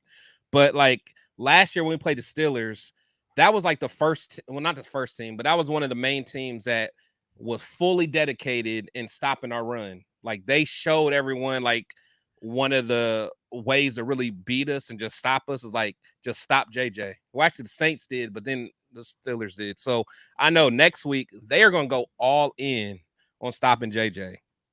So for us to win next week, Jimmy is going to have to throw it to whatever receiver is going to play, and that's the only way we can do it. Yeah. So I don't know. We got to figure some things out. I was trying to I'm going to backtrack here just a little bit. Randy, we love your support. It looks like I didn't mean to ban him. It says he was banned and his comments were removed. I didn't mean to do that. I did try to take the comment down because that's where we didn't want to release that info. Oh yeah, yet. Can we bring him back? Yeah, because that's my guy. Like I honestly didn't mean to ban him because banning is stupid. But yeah. I don't know how to bring him back. I'm sorry. But I didn't mean to take the comment down because I didn't want anything leaked. But I'm sorry. Yeah. No, it's all good. Yeah, on one of my shows, I was about to say, hey, watch our show tomorrow because we're about to, so yeah, all good. But Randy, I hope he can still watch. Yeah, thank you for your support. I'll try to circle back and figure that out. Maybe shoot a comment in the comments below. I don't know how that works. Anywho, I'll figure it out. My bad. All right, so let's see what some of these comments say here. Let's see. King Savage says Raiders take all their anger on the. Oh yeah, you already said that. Yeah. Okay. Well, let's see what happens. We haven't had that matchup in Vegas yet, so we'll see the difference, right? All for the We haven't had that match. We know what the matchup's like in Oakland. Oh, you mean from the Steelers standpoint? Yeah. You know what it's like in Oakland. Last year we played them in Pittsburgh. In Pittsburgh, very early on. Was that even like was that like the first game, maybe even preseason, or like the first game? It was a really early on. Who, Pittsburgh? Yeah. Like you talking about last year? Yeah. Nah, it was later in the game. That was the game that most of the fans were like really done with Carr because he lost that game. Pittsburgh game was. Nah, that was like towards the end. Okay, maybe it was the year. Would they play him the year before then? I remember the Pittsburgh game being really early on, like still sunny, still hot. I don't know when that was. Because I know, like last year, remember it was like it was stupid cold. It was like. Oh, maybe that was 2 years ago. It might have been 2 years ago then. Anywho, neither here nor there. All we need to do is listen. The Steelers aren't really that great of a team. Neither are the Raiders. But if the Raiders could actually get this win at home, even though it's gonna be mustarded out, and then follow it up. Last year we played them on Christmas Eve. Okay, so it must have been the year before that then. Yeah. That's the one I remember. Because I think they won that one the year before, I think. But listen, I can't remember every win. Which I don't know why I can't remember every win. There's only been like 4 in the past 3 years. My boy, Nothing But Raiders podcast, Darian. What's up, buddy? Thanks for stopping by. Hey, what's up? But yeah, I lost my what was I saying? Who cares? Get it back, Spicy. Get it back. Let's go. I know. I was just talking shit anyway. Who cares? Randy said he's still in here. He just can't comment. Oh, my bad, Randy. I didn't mean to do that. I really didn't. No, that's all. I don't know, and I honestly don't know how to fix it. We'll get him right though. We'll figure it out. We'll figure it out. I was just trying to take down the spoiler alert, only because everyone likes to. Hey, Darian, call the call-in number. I want to hear what you got to say. Oh yeah, Darian, call the call number. Yeah, Where's call the Darian? calling number. I know he got some things on his You'd chest. like to call the hotline. Call the hot. Yeah, say it, spicy. 510-394-4409. You get two Pachecos on the call. And let me hear what you got to say tonight about the Raiders. Call the hotline. Call the hotline. You know when I holla bling, Oh, that can only mean one thing. man, this is the only way we can live longer by laughing at these Raiders losing. This is the only way we can live longer, you know? Again, I'm not even mad at this loss. Okay, if they would have lost against like the Broncos even last week, okay, I'd be a little upset. If they were 0-2, I'd be a little upset. If they go into Buffalo and they lose against a caliber team, hey, we're 1-1. I'm not mad. I'm not mad. 1-1. We are first. Sure. Do I want them to win them all? Of course. Do I know that's impossible? Yes. If you don't think that's impossible, you're delusional. Sorry, Raider Travis. Trader Travis. Oh no, that's not his name. We can't say that. Oh man. Scotty, since neither us or the Steelers are a very good team, I can see next weekend's game against Pittsburgh going either way. True.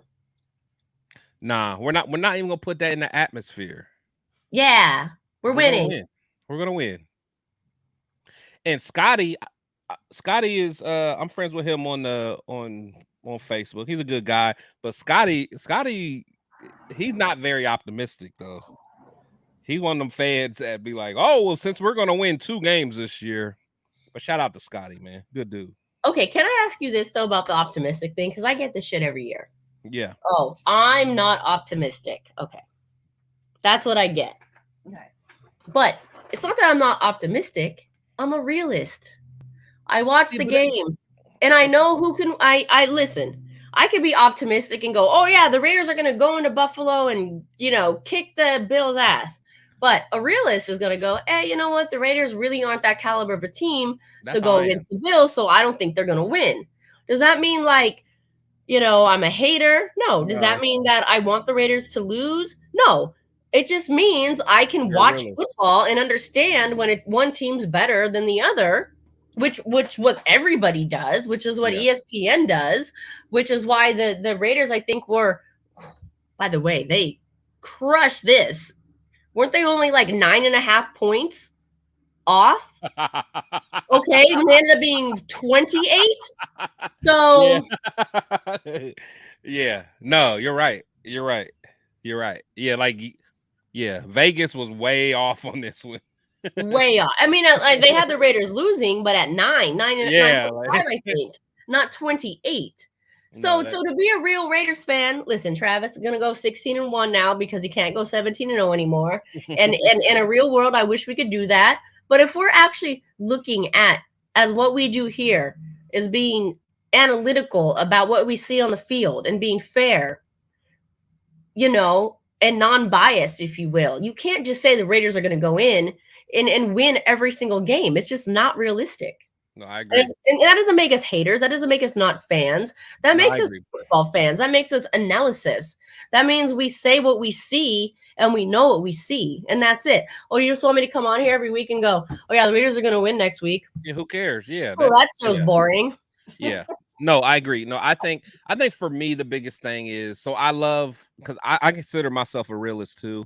However, I do try to give the benefit of a doubt a lot in the beginning, because I at least want to see a snap. Like now that I got 2 games under my belt, that I can really analyze it on a deeper level. But I didn't like the people that before Jimmy took 1 snap, they're saying, oh, he's gonna get hurt game 1 and that's terrible. And I don't like those type of fans. But if it's someone that's okay, as each game goes on, you got more to analyze, you got more that you can dig in and take a deep dive to.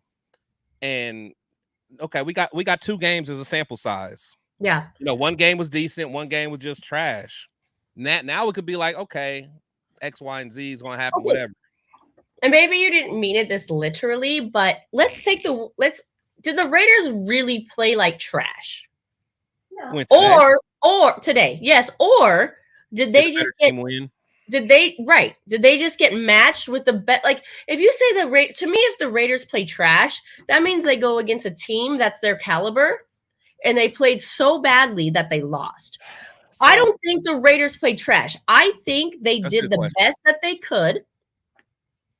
And they're just not that good of a team. Of course, well, it wasn't perfect. It was the best that they could still doesn't mean perfect. No, I right? get that. I get that. But that team was just better.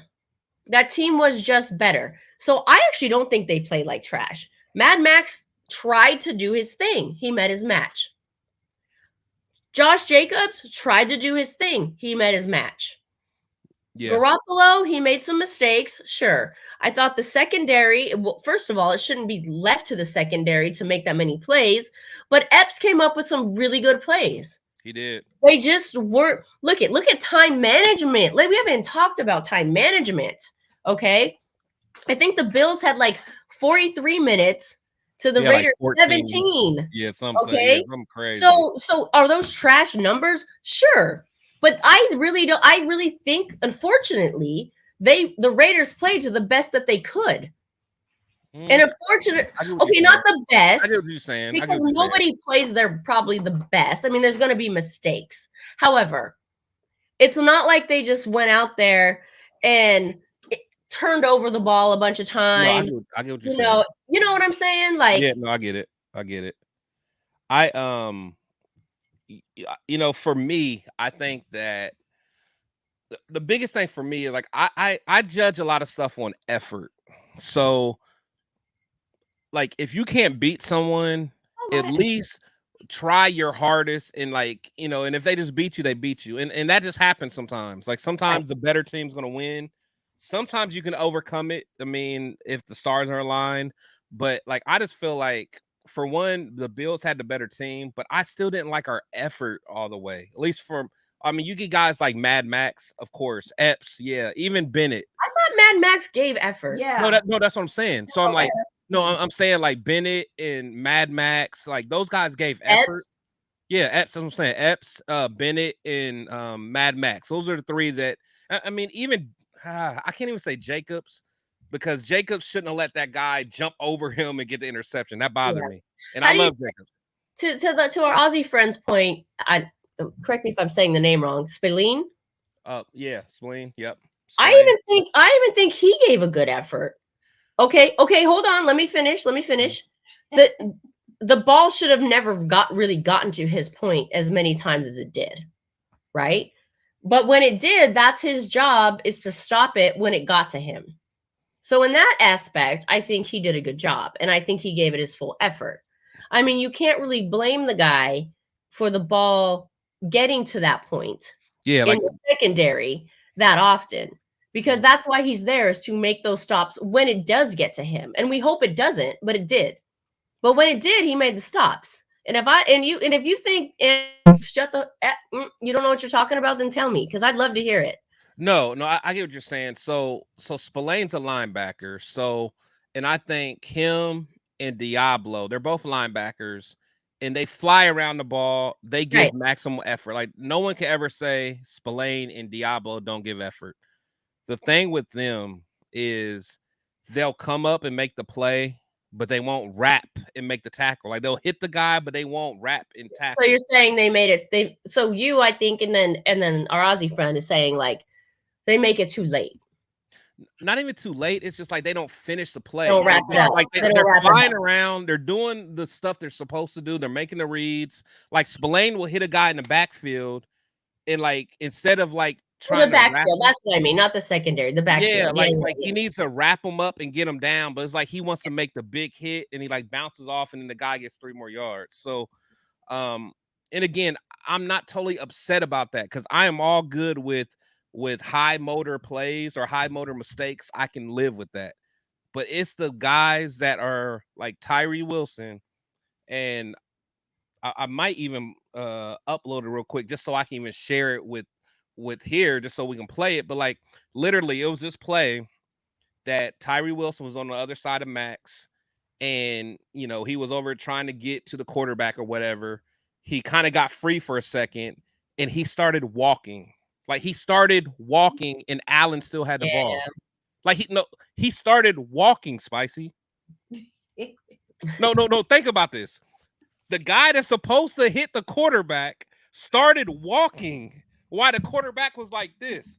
I actually first round remember that exact walking. play. So if you can, I actually don't remember that exact play, but if you can load it up, I would love to see it. And he's gonna explain himself. My point is, Spillane has no tackles for a loss, and Chris has explained it well. Okay, cool. All right, so that's what I said. Listen. I'm not always right. I love that you explained it well, and I appreciate that. No, I get what you were spot on. I was just saying it was like, no, Spillane was playing good. It was just like he didn't like finish the play.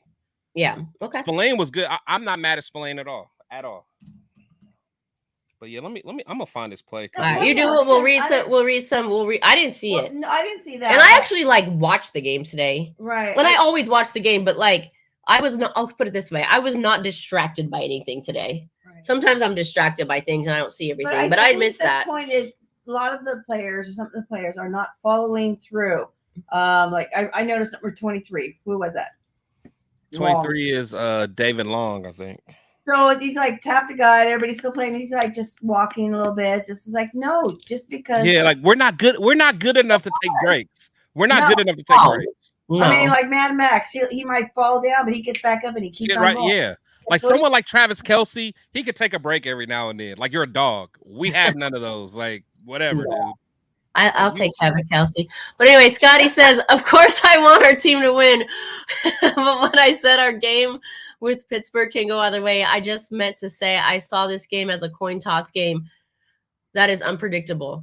Well, yeah, I agree with you. And I'm sorry if we didn't make that clear. I agree with you. I think this can go either way, especially because this is not a home field advantage game. This is a home field advantage. Honestly, if anyone is going to have the home field advantage this upcoming Sunday night, the home field advantage is going to go to the Steelers fans. And I really do believe that. I believe it too. So Raiders fans, if you're out there, you're thinking about going, show up and show out. And even if you can't get in the game, let them hear you from outside. Yeah. Something. Invade that parking lot or the steps or where everybody hangs out from the other team. Did you find it, Chris? Yeah, hold on. I'm about to pull it up. All right. And Travis said we got outplayed. Yeah, that's his thing. Yeah, outplayed by a better team. Put it that way. I'd rather have the Raiders be outplayed by a better team than the Raiders be outplayed by the same caliber team or a mediocre team or a less good. Is that a word? No, less. A worse team? A worse team? A less gooder team. Talking like you from the Midwest now. You from Ohio. You from Ohio with me. Gooder. Let's see. Seeing JJ wasn't productive. I feel you. JJ was not productive. That's not even a debatable topic because he had -2 yards. However, I'm not blaming this all on JJ. You got to blame it on, for me, you got to blame it on the line. You got to blame it on the play calls and things of that nature. You know, all of these things, you know, fans want to go, oh, JJ this, JJ that. Don't pay him this. They paid him too much. This, that, and the other. And like our Aussie friend said, and he's right. I think he's right. Mm-hmm. You know, the holdout maybe hindered his ability to play in week 2 a little bit. Maybe he's not prepared yet. And I get that. But, you know, give him some time. I still think he's worth what they paid him. I think he's worth what they paid him. I think he's going to show up. He's going to show out. And you can't really compare apples to oranges, for lack of a better word or saying. I don't know, sayings, whatever. Mm-hmm. All right. You got it up? I got it up. Let's do this. Okay. All right. So this is him right here. And I slowed it down. Okay. Now watch. Now he's gonna fight for a little bit. You're gonna see him, you know, fight. And then like Josh Allen does like a little pump fake. Okay. And then like he still has the ball. Okay. And this dude literally just starts walking. Here we go. All right.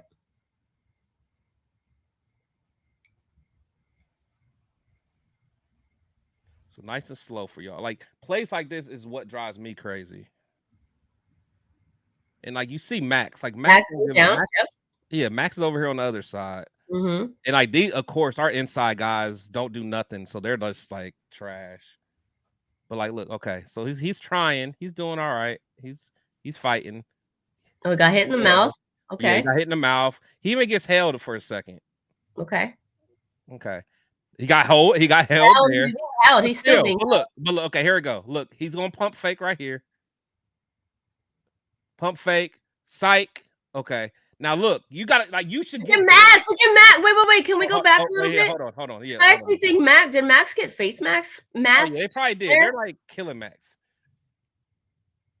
Well, okay. That Spencer guy again. He got up. Let's watch him. But let's watch him. Yeah. Because look, he does a pump fake and then he just kind of slows down. Like, okay, now watch this. Now look. See how he just like stopped? Oh, just, yeah. I mean, you may not be able to tell because it was. I saw it. So basically, if with the pump fake, if he wouldn't have slowed down, he probably could have sacked. It would have been a sack. It would have, or at least put some pressure on him, touched him or something. He would have hit him. I'm gonna play at full speed, like normal speed. It was just like, come on, man.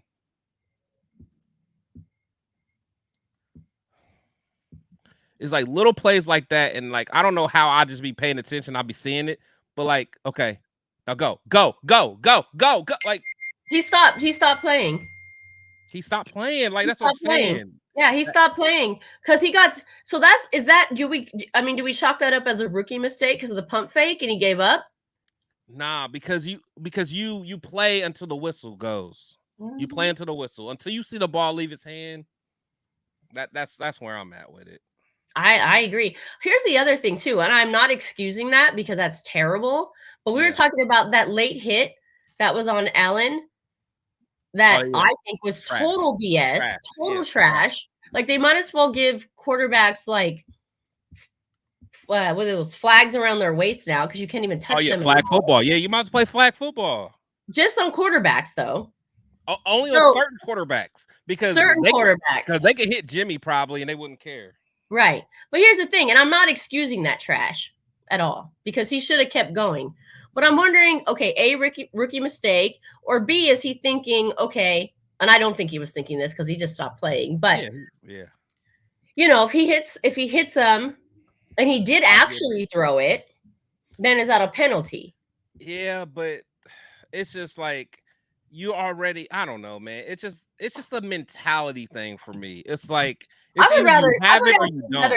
would rather actually take the penalty. Me too. Yeah. Me too. And not give up. He just told, I think, and by the way, when I say rookie mistake, it doesn't mean it's forgivable. I'm just saying it was a rookie mistake because he stopped playing because he thought the pump, basically that's one of the reasons the pump fake is for. It's usually like, I threw the ball. Right. It's exactly. It's to trick people. Yeah. So and it worked well. And I'm not saying it's okay, and I'm not saying he just should have stopped, but I'm saying that pump fake worked well, and it worked very well on this rookie. Yeah, I mean, maybe so. I guess you are a easier teacher and a grader than me. I'm giving him an F and kicking him off the team. Oh, he still gets an F. I'm not saying he doesn't get an F. I'm just trying to get in his psyche to why he would have done such a thing. It's just, I don't know. I just need somebody with a dog mentality, man. And just here's the thing, right? Like if we don't have somebody like and again, we don't know what's going on with Chandler Jones. Let's hope he's okay. But if we don't I'm done with Chandler Jones. But if we actually had him perform at all this season or perform well last season, we wouldn't even off the team. We wouldn't even have to look at these rookie mistakes. It's just like every year, like the Raiders can't catch a break. I feel you. Yeah. No, I mean every year the Raiders can't catch a break. Like Chandler Jones should be the dog right now. On the other side of Mad Max, he should be the other bookend where Tyree. I'm not excusing that lack of play. Yeah, Tyree was supposed to learn from. Let's get him a chance to learn, and now he's thrown in there and he's not ready. Yeah, but I'm done with Tyree. Honestly, like I started losing respect for him anyway, but then like I take mental health seriously because like I've had friends that you know, that actually committed suicide because of mental health. So I take it seriously, but I am so done with this dude after today. Like what he was saying with the whole. You said Tyree. I think you mean Chandler. Oh wait, what I say? See, I think you said Tyree. You mean Chandler, right? My bad. I mean Chandler. Sorry. Yeah. No, all good. I better get it together before y'all kick me off. But no, but I'm done with Chandler because I mean, did you see what he was saying? His latest accusations? You know, I actually saw it but didn't read it because I just actually wanted to ignore the fact that it was too much drama going on, and I didn't really want to feed into to a whole new low now. So here's the thing. This is why I chose not to read it. I just thought that people were retweeting it, making fun of him, putting out the popcorn emojis, and for me, that turned me off to even reading it. And I'm not sticking up for him because I didn't read it, so I don't know. But the fact that the way people, I guess, were coming at him, and it's his fault too for putting it out there. It's his fault for, for putting it on social media and stuff. But I don't know. I don't like the way that people just grab onto things and make it into a joke. So that's why I didn't read it. No, I get it. So from what I gathered, it was so now the latest and greatest is he has a secret that only he knows. And he almost alluded to that there is some kind of sexual misconduct that's going on that he knows about. Some kind of like child molestation or whatever, allegedly. But the thing is, only he knows. But the only reason that he's going to bring it out to the world is because they're not letting him play. Now, to me, that's messed up, right? So to me, that like he's he's actually, to me. Go ahead. I'll let you finish. Yeah. So basically, the way I see it is he's doing this as he's trying to like make it seem like Mark Davis knows. So like he's trying to do that. But the thing is, to me, that makes you look bad because so you're letting me know that if they would have let you play, you would have kept this secret of a child being in danger. Right. Like if you know of a child being in danger, go tell the authorities ASAP. Okay, so again, I didn't read it, but what you're saying, I agree with you. Like, so if he had his big money contract and he was a starter, then he would let like this nonsense go on. And the fact that they're not giving him the treatment he thinks he should get, now he's going to expose it. Yeah, that's messed up. But not only that, it was someone who supposedly someone that he was like a foster parent. It's so stupid. Like you can't even believe. But if what he's saying is right. Allegedly, right? Allegedly, so let's just say this is all fake, allegedly. But to your point, it's real in his mind, or at least he's putting out the rumor.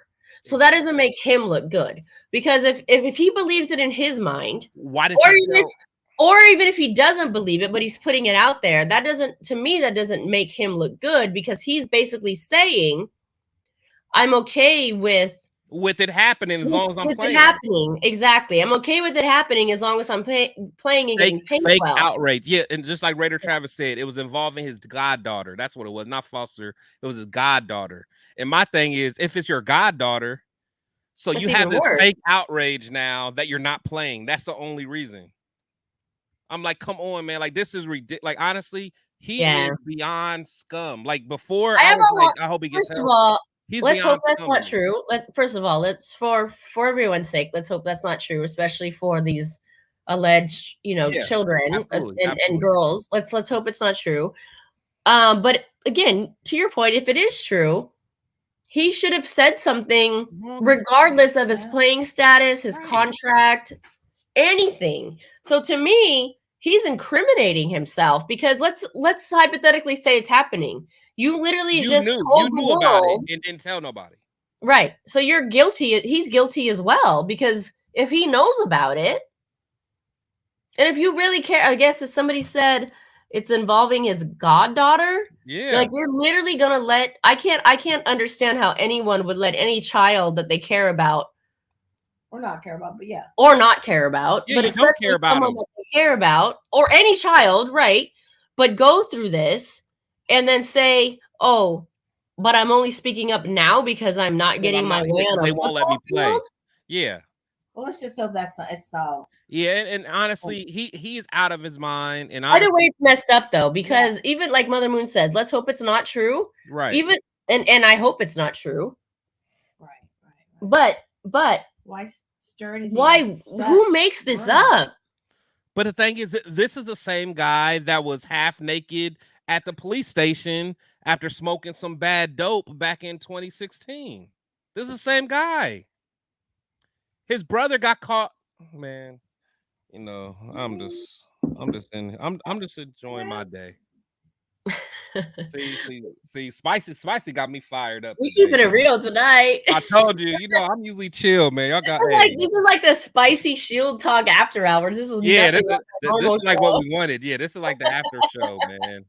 They pissing me off, man. I don't know. I just certain stuff just upsets me. It's like, dude, just go away. Like if there's an issue, you should have said it a long time ago. Right. Yeah, you shouldn't have to be there shouldn't be like play. my job counts on it. Yeah, so as long as you let me play, you can molest whoever you want, right? Yeah, no. So it makes me believe it's not true. Well, two things. Either it's not true. Either way is a piece of shit. Yeah, I'm about to say either way, you look bad. It's either like you knew it. Yeah. Yeah, no. So it's like either way, man. Whatever. Wow. So yeah, I honestly didn't even read that, but that's terrible. Yeah, that's all. Yeah, it was. And honestly, and I hate to say it, maybe like some of the players are like getting burnt out by that extra drama. You know, maybe it carries over on the field. I mean, that's again, it's not an excuse because we just got outplayed. But I mean, at a certain point, man, like this don't happen to the Chiefs. This don't happen to other good teams. Like they could focus on playing. Like they don't got to worry about a nutcase over here saying all this stuff, man. So I don't know. Yeah, I mean, honestly, I don't like really follow other teams that closely to know their drama, but it just seems like the Raiders have so much drama, like year after year after year. Every year. You know what I mean? Like every year there's something new. Every year. Every year, man. Every year. And it just because what's terrible about it is, because again, I'm just learning about this, but then this is beyond football. This is beyond their mess. You look at this situation, and allegedly, and it involves a young girl. We look at the Henry Ruggs situation, which involved a young man, and it's just like, man, this is beyond like this football. This is like lives. Right. That's a bigger issue. And honestly, like the NFL needs to step in and do something about this. This is a way bigger issue than a first down. Way bigger. And honestly, like shout out to Raider Travis, what he was saying. The crazy thing, even about like what Chandler, he's been going off the last couple weeks. He even said, "Oh, I need to go talk to AB. I need to go talk to Antonio Brown." Like for what? Like what Who could said that? Cuckoo Birds Chandler talk about that's gonna make any sense? Like I don't know who's crazier. Wait, I didn't hear that. So Chandler Jones says he needs to go talk to AB. Oh yeah, he said that like a week ago. Like I missed that. Oh, okay, you missed all the tea. You missed. No, I actually, like I said, I purposely missed it because I just thought it was such mess. I didn't even want to go into it. I just wanted to ignore it. Like it just seemed dumb. No, it is dumb, and that's what I'm saying. That's like I hate to say it, but like as this team is trying to like come together and form this brotherhood, you got this idiot in the background, texting and using his platform to say little stupid stuff. He said, "Yeah, I need to talk to Antonio Brown and what's the other dude that couldn't stay sober? You're talking about Arnett, are you? No, Alden Smith. Okay. The one dude that like went." That like he like got like 12 DUIs probably allegedly, but not really. But I mean, still, regardless, like they both are cuckoo. You know what I'm saying? And like he actually said, I need to go talk to those guys. Like, what could AB bring to you, Chandler? Like, what Like, man, never mind. Anyway, go ahead, Spicy. I like your shades. Thanks. No, it's just it's crazy to hear because it's like when you hear Chandler Jones wanting to go talk to AB, and I didn't know this, but it's like he wants to justify his cuckoo-ness. That's what I'm saying. Only to himself, though. Only to himself, because everyone knows that the AB's cuckoo. Yeah, it's like pretty much. It's like misery loves company. It's like I don't want to be the only cuckoo in this nest. So like, let me talk to someone that throws like he was like throwing like man. I don't know. You got me fired up today. I think the Twitterverse got me fired up today, if that's even what you want to call them. I just don't get it. Like, listen. Oh yeah, okay, yeah. Even Randy texted me, said, yeah, he even said Kanye West is his hero. Like that, like you like you're saying stuff to just get people fired up. Yeah. Like you're really trying to find the most cuckoo for Cocoa Puffs people that you can find and be like, oh, I need to talk to him. So, like, again, I didn't hear any of this, but yeah, to me, it just seems like if you're going to, by the way, Antonio Brown was, they say once a Raider, always a Raider. I don't think he never even played for the Raiders. He was right? never a Raider. He was never a Raider. So then if you want to go to somebody like that who did the Raiders so dirty and so wrong, and again, I hope he gets help too, to justify your claim. I don't care about none of that. I don't care if he gets help or whatever. I don't care either. That's what I'm saying. I actually think it's worse. Whatever. He needs to get, because the thing is, like when you start doing some of the stuff that like that they do, like you're gonna get yourself hurt because you know, like he's talking about like Brady's wife and try to allude that he had sex with Brady's wife, like all that stuff. Like okay, never mind. See, you are such a classy woman. You don't be in the mud like me. I be in the mud. I be knowing about all the drama. I don't actually. Like I said, I purposely. You're way too classy. See, I purposely try to ignore it because listen. I'm not. We can listen to online nonsense all day long. I actually, like I said, I purposely try to ignore it. I think because I actually find it all disgusting. It all is. It all is, man. Yeah, let's see. Yeah, he said I definitely have seen Jones post some off the wall. Yeah. Oh yeah, I unfollowed him too, honestly. He's just way out there, man. He's way out. Like it's insane at this point. Yeah, I followed like the first thing when he first went off and said, you know, they're not letting me in the building or whatever. Oh, yeah, it went way left since and then. I've seen it all. Like I've seen it, but I haven't like read it or read any of the comments, so I haven't bought into any of it because I didn't know any of that because I didn't listen. At the end of the day, it's not football related, so we shouldn't care. It's not football related, and I don't care, and it's sad, and I hope none of it's true. And I think that, you know, we want to get on a tangent here a little bit, like Twitter and all these other Facebook, wherever he's putting this, like there should be some responsibility in this. Right.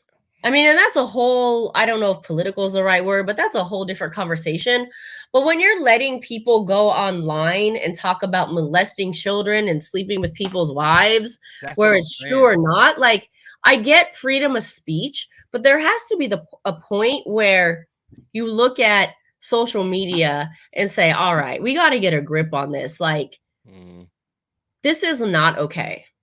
No, exactly. And it's like, it's at the point now where it's like the Raiders need to just make a move. Like they need to cut him or something because like he's being, you know, detrimental to the team. I mean, like the same stuff that Al Davis tried to fire Lane Kiffin for. I mean, he did fire Lane Kiffin for. Like, let's just get rid of this dude and be gone and not pay him another cent. You know, like he literally is on social media threatening and blackmailing the owner, basically saying, if you guys don't play me, I'm gonna do X, Y, and Z.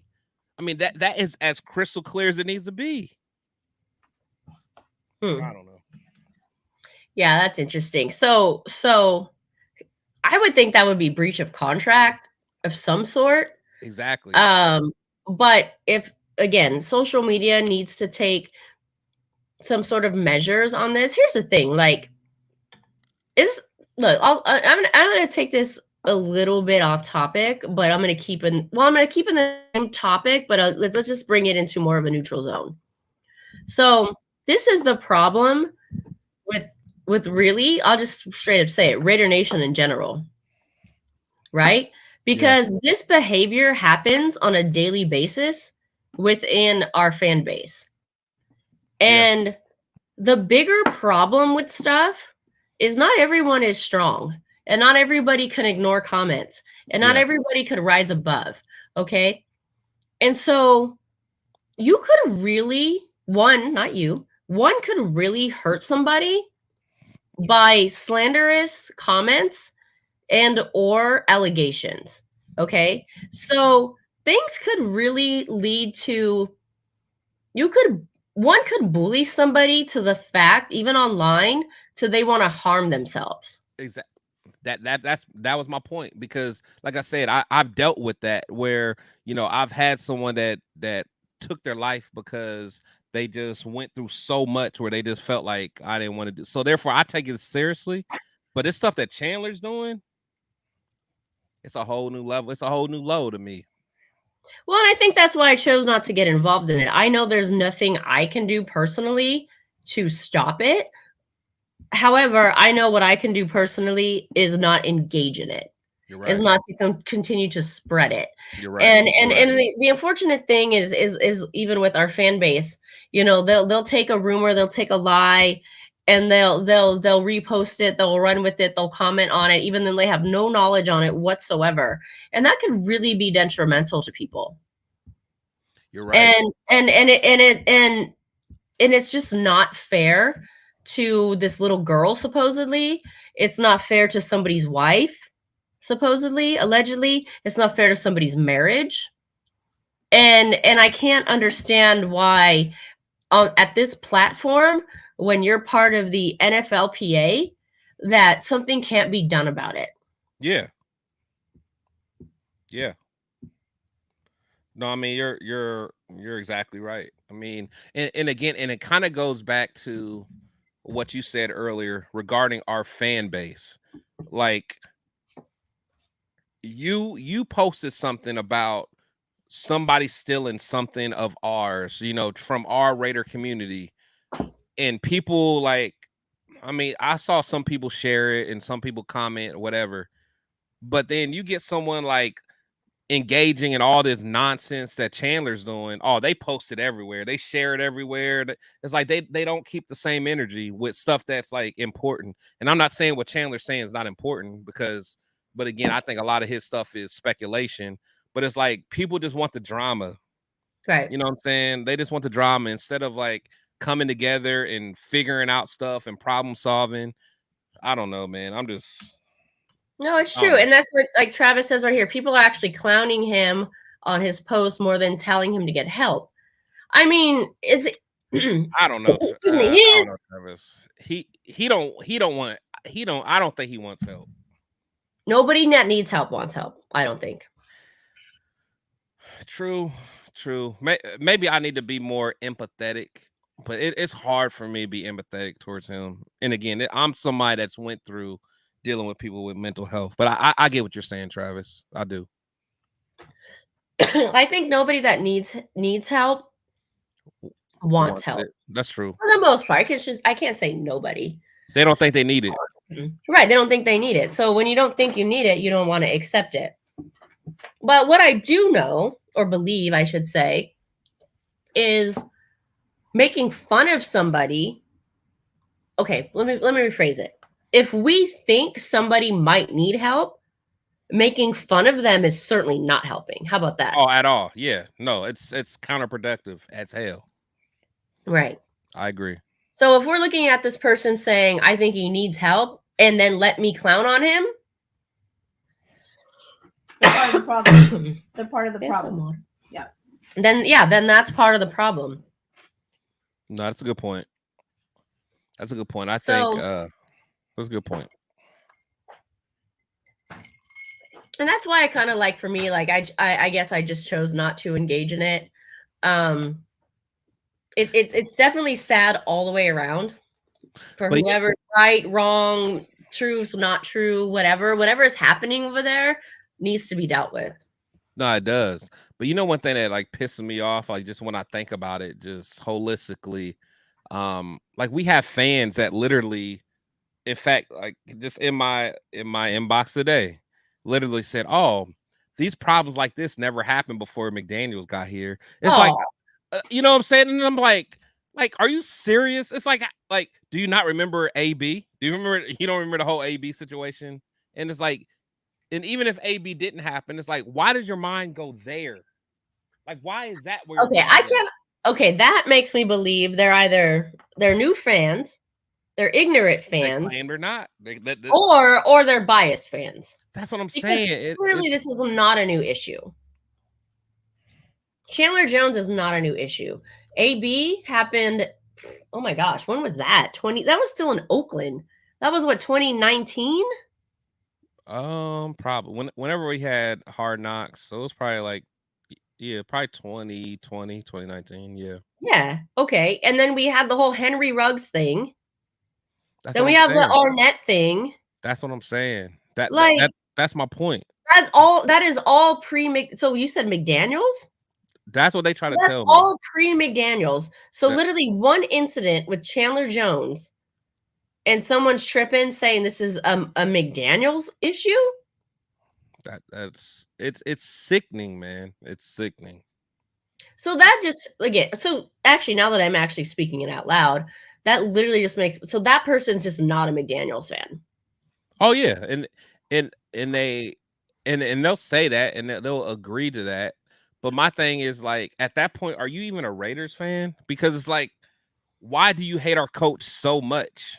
Like, you would think that, I don't know. We can get into that too. We can get into that too. And I'm sure Mother Moon's going to roll her eyes on me about what a Raiders fan is. I mean, that's all we really have are Raider gangs these days, right? We got this Raider gang, that Raider gang, this Raider gang, that Raider gang. We don't are Raiders fans even Raiders fans anymore. If you go to a game, you see this pop-up tailgate, and everyone will be wearing their Raider gang uniform. Nothing Raiders, whatever gang they're associated with. Then you go to the next pop-up tent. Nobody's wearing anything Raiders, whatever gang they're associated with. Yeah. Oh, by the way, that gang can't talk to this gang, and then that gang over there can't talk to that gang. That could never be. This gang got this jacket on, and that gang got that jacket on. That could never be me. Why don't you just wear Raider stuff and watch football? What happened to that?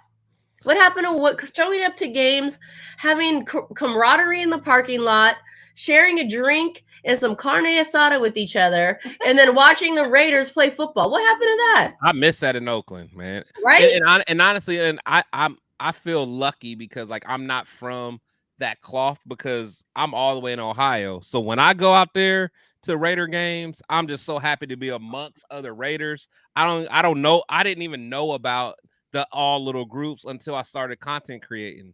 Like, I remember I reached out to somebody to try to get on my show, and he's like, "Oh, well, here, why don't you fill out this form and be a part of this group?" I'm like, "What?" He was like, "Oh, but you know, form? It's a contract."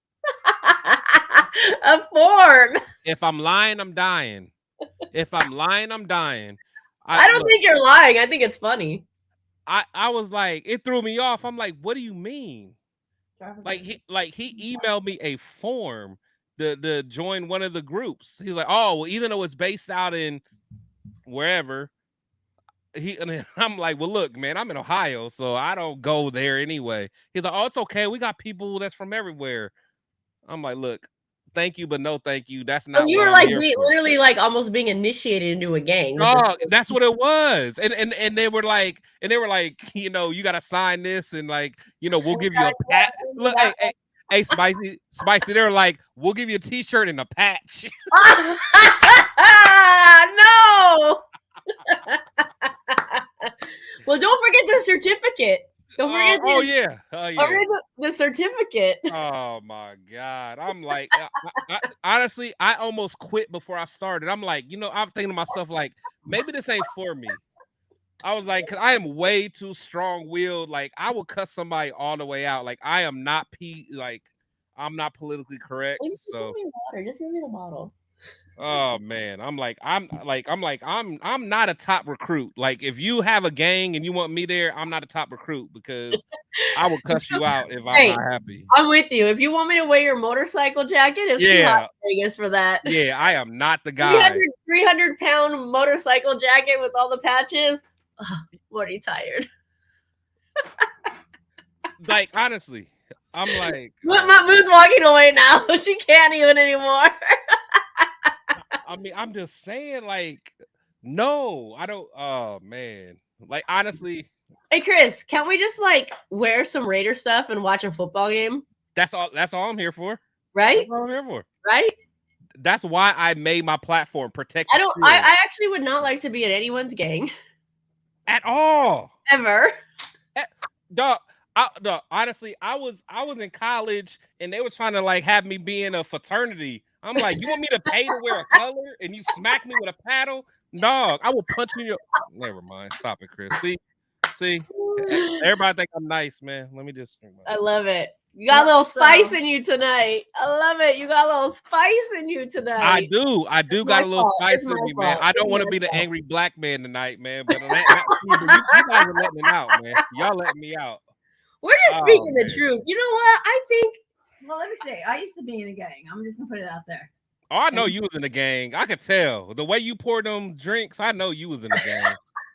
Not tonight. She's serving me watered down whiskey. I said, bring me the bottle already. That's water. I heard you say that. I saw Mother Moon pour that port. Yeah. Then I said, bring me a bottle. So she brought me a shot glass. I'm like, that's not the bottle. I've been drinking port for the last like month because of Mother Moon. I'm like, God damn. That's good. But yeah, my gang was, our colors were green. It's called Girl Scouts. And let me tell you was a brownie? A brownie, and then I went to the Girl Scouts. And they had rules. I had to pledge. I got patches. I did the whole thing. It's the same. Oh, so the Raiders are Girl Scouts. We're Boy Scouts. Like they try to get me on the Boy Scouts. It's the same thing. We were like against the Bluebirds or something like that. I don't even know. Híjole. Look at Raider Travis trying to send me a form. He said, "Don't read it, just sign it." Look, you know what I love right now? Actually, we have a pretty good viewing going on right now. But Raider Travis is the only one that's willing to comment. Like nobody's commented in so long, but we have actually a lot of people watching. Hey, I love Raider Travis. Willing to, I love it. Everyone else is just like, let's listen to what they have to say. No, they're probably like, I'm about to check. Hey, I'm about to check my subscribers. I probably got some people that unsubscribe to me. They're like, oh, this dude crazy. They can't handle it. They can bounce. Exactly. That means I'm doing something right. Okay, I ain't lose nobody yet. See, he said I was patched into the Boy Scouts. Right. I'm telling you, that's the beginning of being in the gang. Moon, just bring me my bottle. Just give her a bottle, damn it. Bring my bottle, Mother Moon. Okay. Don't make me open a brand new one. No. I really don't want to have to open a brand new one, but oh no, this is a signature one. Don't make me do it. Hey, if anyone want to help, these are empty. These are empty. If anybody wants to help me. Wait, boom. You did all that damage tonight? No. Nah, not tonight. But I'm just saying. I does it. So I mean, hey. Hey, you know we got some coming to you, right? I know you do. I know because you know you're my dog, so I know you're gonna look out. We got some on the when I say we. All I'm saying is I practice what I preach. I know Moon's trying to keep me on the watered down whiskey here. Yeah, one more here. That's it. So, who we got next week? We got the Steelers. We're gonna beat them. We are gonna beat them. Better beat their ass. Let's talk about them a little bit. What you think? The Steelers? Well, yeah. Let me pour up too. Let me pour up. Regardless of the non-home field advantage, the Raiders should win this game. Am I right? You know, so the first game they got smacked.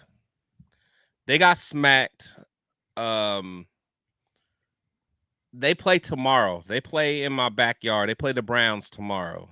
So I'm curious to see, but I think we should beat them. However, if we couldn't stop that running back today, I'm scared of what Najee Harris can do to us. Because the Steelers are going to be physical. Wait. Who is the running back today? Who knows? Who cares? James Cook. What? Wait, who was it? It was James Cook, right? Oh, former Raiders running back, Latavius Murray.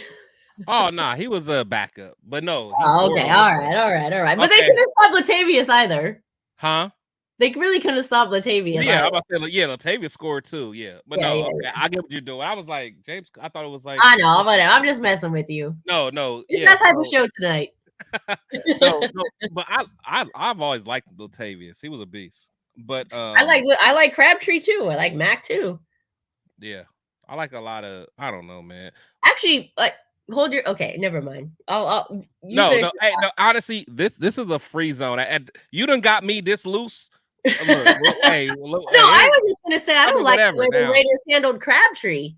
When Crabtree went toe to toe in that fight, I was like, "That's my dog." Like, I don't want anyone. I would not want anyone to push my players around. The fact that he stood up for himself and then they tagged him as a bad boy and wanted to cut him.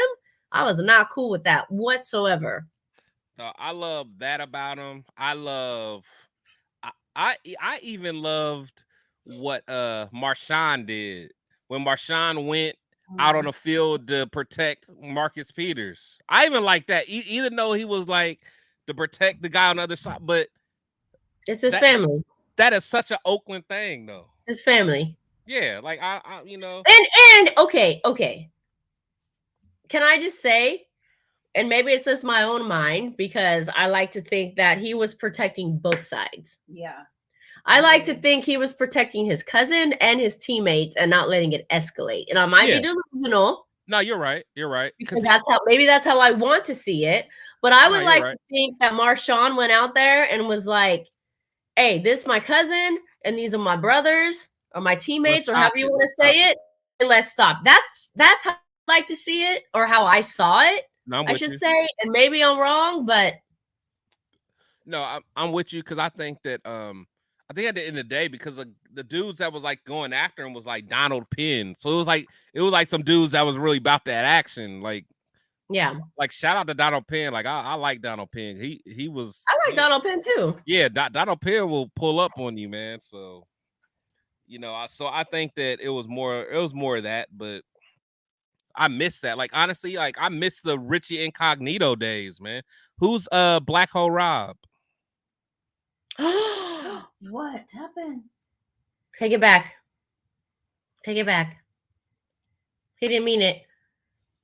So yes, rest in peace, Black Hole Rob. So Black Hole Rob is like the OG like co-founder, creator of the original Black Hole that happened in 1995. So Black Hole Rob, along with some other cats, saw what the Dog Pound was doing out in Cleveland. I think that was when the Raiders were in LA.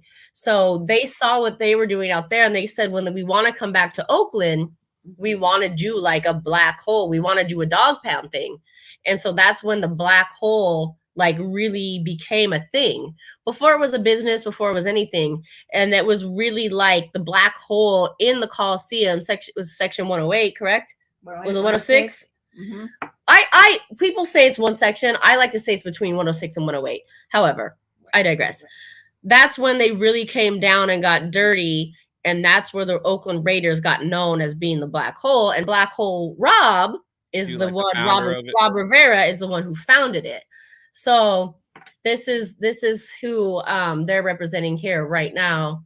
Okay. Also fellow Puerto Rican brother, Black Hole Rob. So that's who they're speaking of. I think somebody else said something in here as well. Rest in these Black Hole Rob. Did he just pass or something? No, it's been years now. It's been years. Oh. I think they're just coming in to pay their respect. It's been Oakland lifestyle. Calm down. I was asking the question. I didn't know. It's I'm all from it's all good. Ohio, man.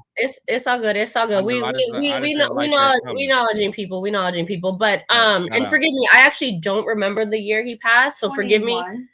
I think it was Just 21, 2021. no, I don't know. I actually don't know the year. Oakland Lifestyle, if you know the actual year, let us know. I don't remember the year. But yeah, there's even like an ESPN, like I don't know if it's 30 for 30 or something like that. If y'all want to Google it. I don't know if it's called 30 for 30, but there's some ESPN special, if you will, that will highlight exactly what happened, where it started. I believe it actually started in Hayward, California.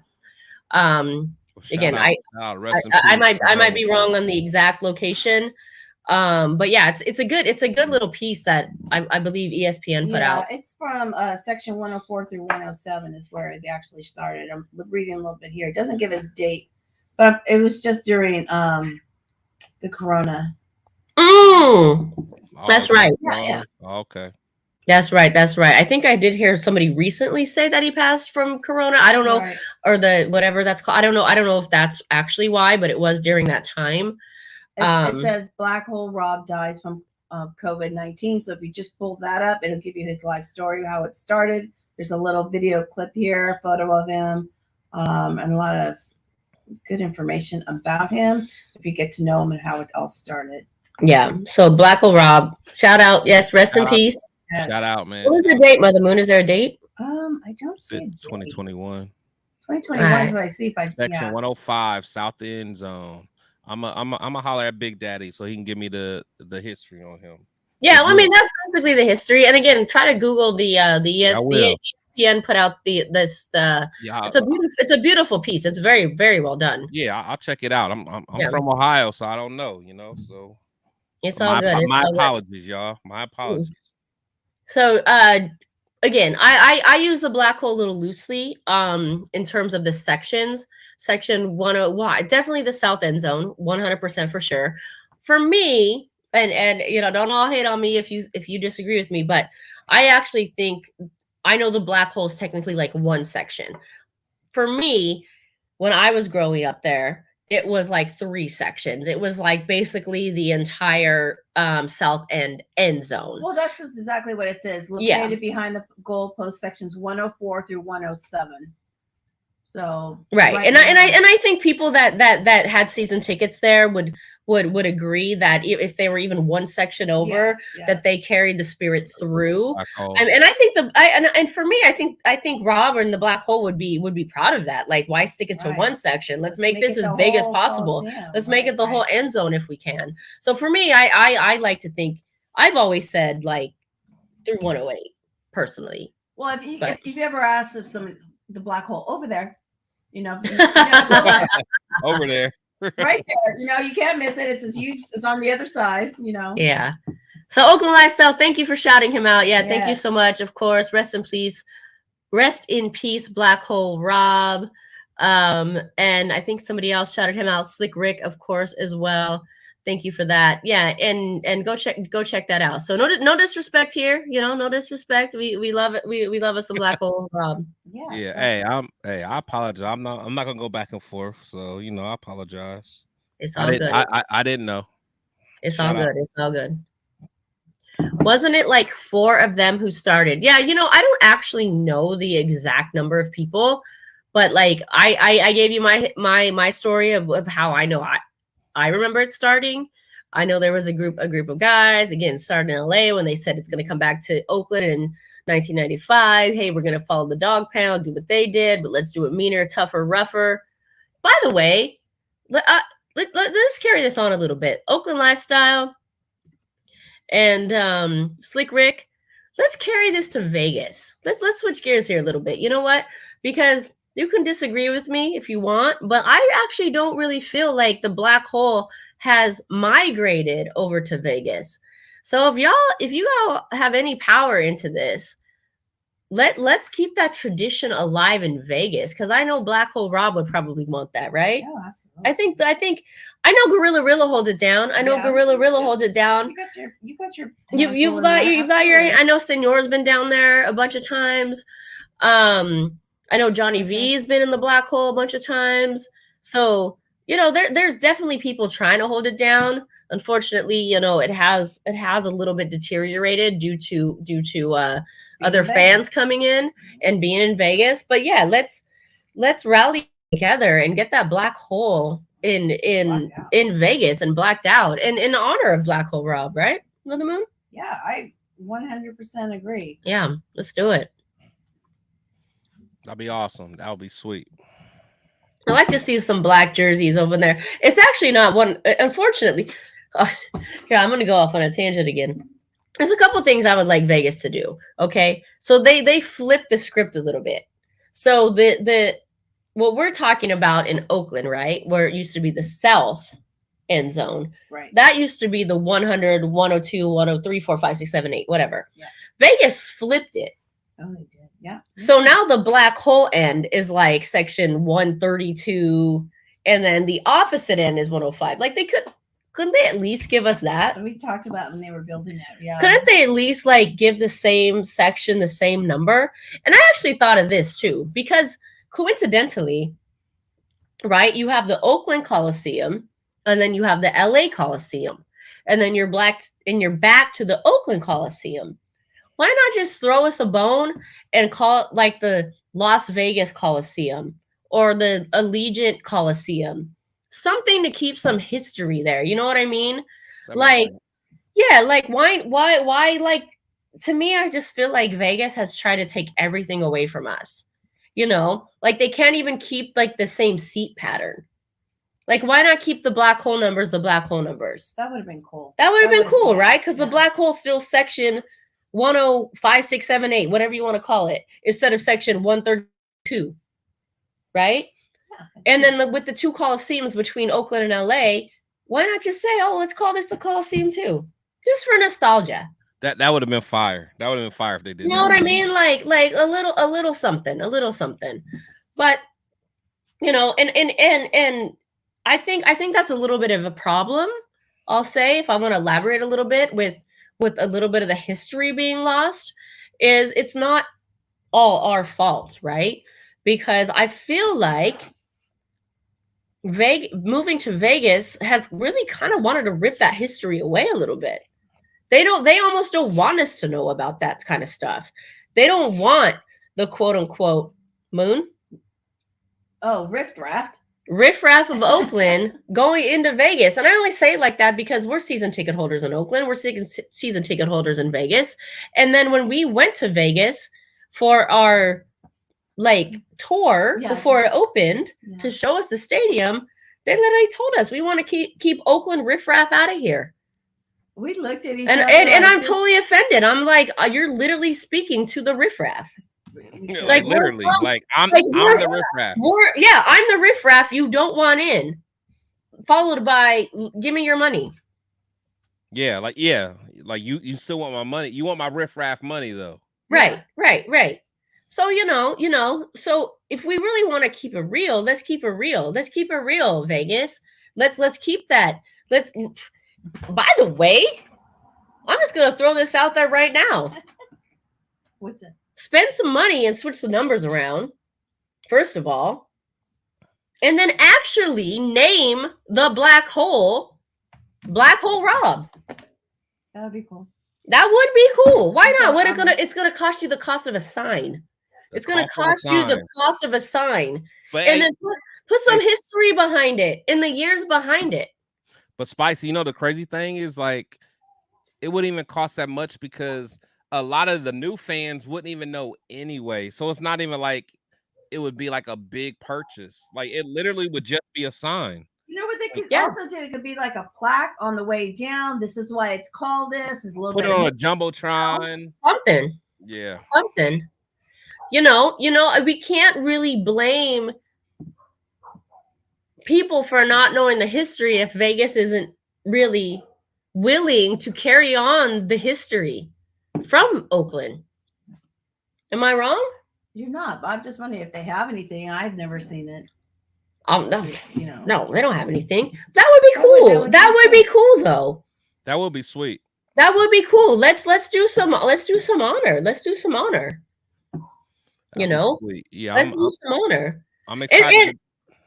I'm Another excited thing, to talk to Big Daddy about that because I know he's been an OG, so he always gives me a lot of that Oakland history that I never knew. So I'm excited to learn more.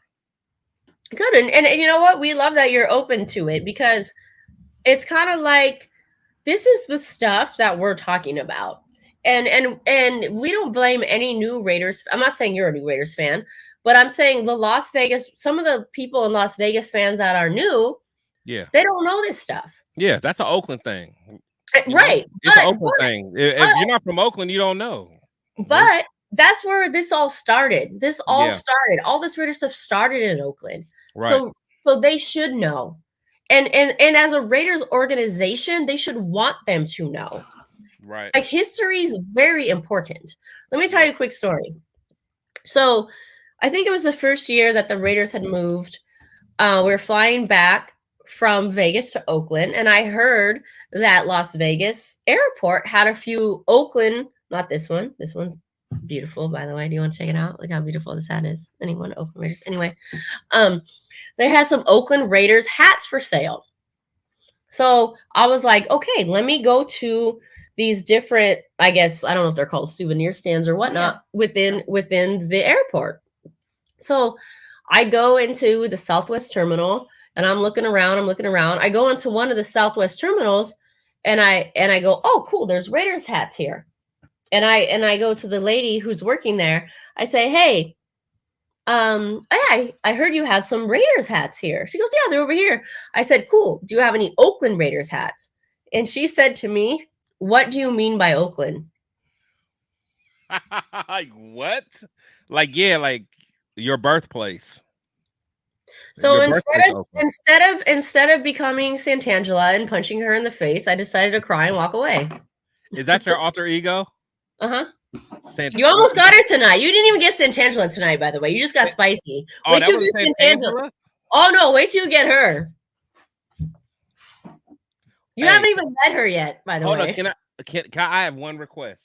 Can I get Santangela in Miami? No. No, I need her in Miami. Mother Moon says no. Mother Moon, look, you just gotta pour the drinks. Santangela hasn't been out in a while. No. Let me tell you, it doesn't even take drinks. You do Santangela wrong, she there. I need that. I need that in Miami. Who knows? The next time I'll kick it with y'all. Let's do it. I've been trying to keep Santangela under wraps. Hey, Miami, I need all that. Sometimes I water a little bit and I say, go for it. Hey, I need all that. If we didn't even get no, this was not Santangela tonight. This was Spicy keeping it real. Okay, well, all I'm saying is I want Santangela now. You shouldn't have told me. You messed up. Now I want Santangela. I live on the edge. All right, as long as you're willing to tolerate Santangela, A, have her back, B, then maybe we can discuss a visit. Man, look. One day we all gonna talk. Me, you, ask Big Daddy. Look, cause my last name is says that was a fast no. That was a fast no. Part of me's kind of scared, but I love it though. Like, I want to smoke, so whatever. But ask Big Daddy because my last name is Kimber, and they always say, Chris, when you go to Kimberville, there's like no turning back. So they call it Kimberville. So I'm going to Kimberville in Miami, so hopefully Santangela will go to Kimberville with me. Okay. Look, Mother Moon's like, I'm not even sure. I want Santangela. I want Santangela. Unless I run into the right people. The right people. Okay. I'm gonna poke the bear now. Y'all done messed up. I'm gonna have patches for you. I'm gonna have a little. Oh, we need a Santangela patch. I'm gonna have a fake little Halloween costume and say, I'm a public figure. I'm gonna do all the little things I'll poke at you. Oh, we got our Australian friend calling us back. Oh, it's like afternoon. Oh, we had his lunch. Yeah. We're still on. Jamie. Hi, did you have your lunch? We're still on. You guys talking about Oakland. Can I share an experience? Yeah. Yes. Tell me. All right. 2018 was supposed to be the last year in Oakland. Correct. Now, I decided to make a trip to come all the way down to to watch a game, to experience a game in Oakland before before we relocated to Vegas. Okay. So I made that a holiday. I went down to it was week 4. We played the Browns. The week before that, we played Miami. So I decided to go to Miami first, which is when I went to the Clevelander. Met all the wonderful folk, Cisco. Sat in the black hole, and it was an amazing experience. Everything that I've seen of the Raiders that I knew about was just, I couldn't even explain it. It was more than I expected. 2019, we were in Oakland again because the Raiders, it was delayed for another year. Mm-hmm. I went to the season opener, went to the kickoff party, and had an absolute blast with all the Raiders fans. It was the most amazing. People don't understand what Oakland means until you actually experience it. And coming to Australia, I'm so glad that I experienced that. Yeah. And I mean, I'll be honest with you, I get emotional thinking about it, that it's gone. And when I haven't been to Vegas yet, but when I hear the way you guys speak about how Vegas, we've lost all the history and we've lost all that, it is sad. It really is. Yeah. And for people that haven't experienced Oakland, I really feel sorry for all those fans that never got a chance to experience Oakland, because that, to me, was the greatest experience that I've in a sporting arena that I had ever experienced. Wow, that's a huge statement. Yeah. And I mean, hearing you guys talking about it before, I just had to call up and share an experience from someone. I mean, like you guys live that. It's a part of your life. It's something for me. It's like I'm in awe of what you guys get to do on a daily basis. Aw. Well, we just thank you for watching. And I just want to say, like, I think it's so awesome that you got to experience your time in Oakland, because not a lot of people got to do that, especially somebody coming from Australia. Like, you are literally across the world right now. I mean, when it's our winter, it's your summer. It's your summer. Did I do it good? Was that good? My Was that summer, good? mate. The season opener in 2019, I actually flew up just for the weekend. I left Melbourne on Saturday. Wow. I think we played Monday night football, so I left on the Saturday, arrived in San Francisco on the Saturday afternoon, went to the kickoff party on Sunday night and Monday, and I ended up coming home on the Tuesday. So I was there for like 4 days just to experience the football game. And it was worth going just for that experience. Wow, that's amazing. And like I say, hearing you guys talking about Vegas and how Vegas has lost that, and it is a shame. And how do we bring it back? That's the silver dollar question, right? I think it's going to take years and years. Exactly. I mean, like, I want to go to Vegas. I want to see what it's like, but I don't want to get disappointed. I don't want to, miss, the experience I had in Oakland. I don't want to be tarnished with how bad I'm hearing Vegas is. So, but yeah, like I say, I love your show. I had to call in again and share my experience, man. Hearing you guys talking about Oakland, and it just brought back memories. I'm like, yeah. I appreciate Oh, I love that. Thank you. Can I change subjects and ask you something? How close are you to Melbourne? I actually live in Melbourne. Oh, he's very close. Okay. So let's just happen to say, like, the Raiders are playing in Vegas in January, and the Australian Open happens to be happening in Melbourne. Do a house swap? Do you want to do a house swap? Well, you guys want to come to Australia to the Australian Open? Yes. And you can come to Vegas and stay at our place for the Raiders game. That'd be fantastic. I'd love to do that. I can't promise that'll happen. I'll just throw that out there. We'll maybe it'll happen, maybe it won't. But you put that in the back of your head.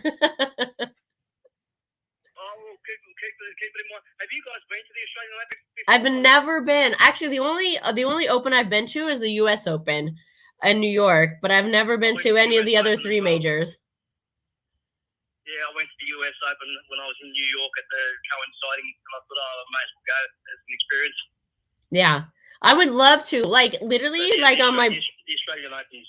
My bucket list is to try to hit all 4 of them. But Australia seems like the hardest one to get to. In terms of distance, or what do you? Distance, yeah, distance. It's halfway around the world. Yeah. No, I mean, if you can handle a 16-hour flight. All right. 16 hours? 16-hour flight, you'll be fine. No, I fall asleep on the plane, so I'm fine. I just go on the movie and fall asleep, and before I know it, I'm about to land. Boom, there you go. House swap, there it is. Mother Moon here. Make the arrangements. Thank you for calling, my friend. Close the deal, Mother Moon. Close the deal. Close it. Okay, we're gonna talk. Oh my gosh, this is so funny. Thank you. Anywho, we better. By the way, this time has passed pretty quickly, fairly quickly. Hey, I'm having fun.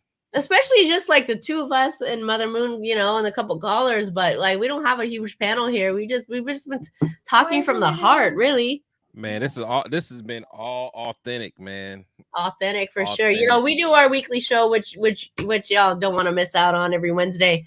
But this has been so unscripted. This has been uncalculated. And Travis has been there with us the entire time. And Travis has been with us the entire time. Shout out to Travis. I need a Travis on my team, man. I know.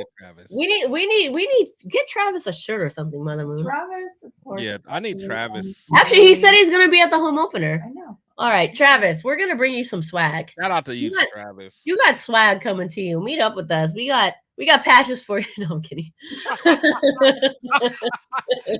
You gonna give Travis? You gonna reach out of the box and give him his patch back? Nah, he already has patches. We're gonna give you some T-shirts. Man, we might even give you some Woods and whiskey. No, you can't. No. Why? He's very proud. Oh, my bad. Okay, all right. Wait, what happened? No, he's very. I don't think Travis is a drinker. My bad. No, he doesn't drink. He's not a drinker.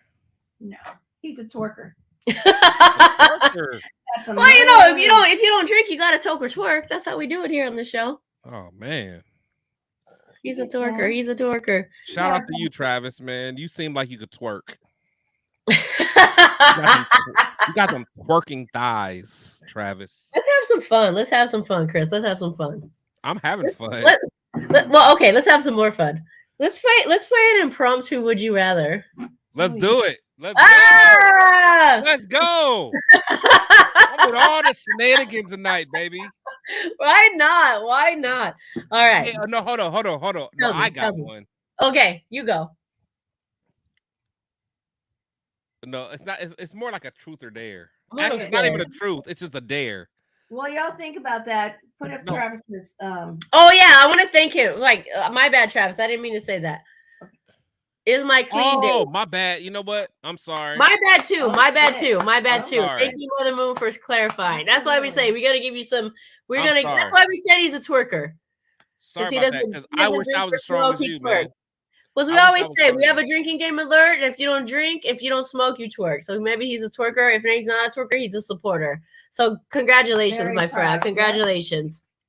That's why I said let's just get him some T-shirts, Mother Moon. I am glad you said that because I don't even have like the capacity to even think about people that are in that battle. So that's fucking fire. I love that. Look. I love this. He said, "Okay, twerking." Yeah, I love that. Like I'm going to incorporate that in my show because I always talk about drinking. I need to realize there's people that are. Yeah, that's why we always say if you don't drink, I like that. That's fine. To work. That's why we came up with that. I love that. I'm taking. Take it. Thank you. But Travis, for the real though, we appreciate your support and find us for some T-shirts. How's that? Yeah, and just one more. Eat a cupcake. If you can't drink, eat a cupcake. Damn it. Earlier we were talking about some people don't realize they need help. He also commented. We passed it by. He had mentioned. I didn't pass it by. I didn't see it. Oh, okay. Yeah. Well, that's what I meant. I know I didn't need help until someone I would listen to finally showed me that I needed help. Oh, I see. So, yeah. Who said that? Travis. Travis said this. Oh man, sometimes you just don't know. Tired, man. Yeah. Juan Hernandez, good night. Juan Hernandez, good night. Thank you, long-term supporter as well. Thank you. All right, tell me, Chris. Let's play our game.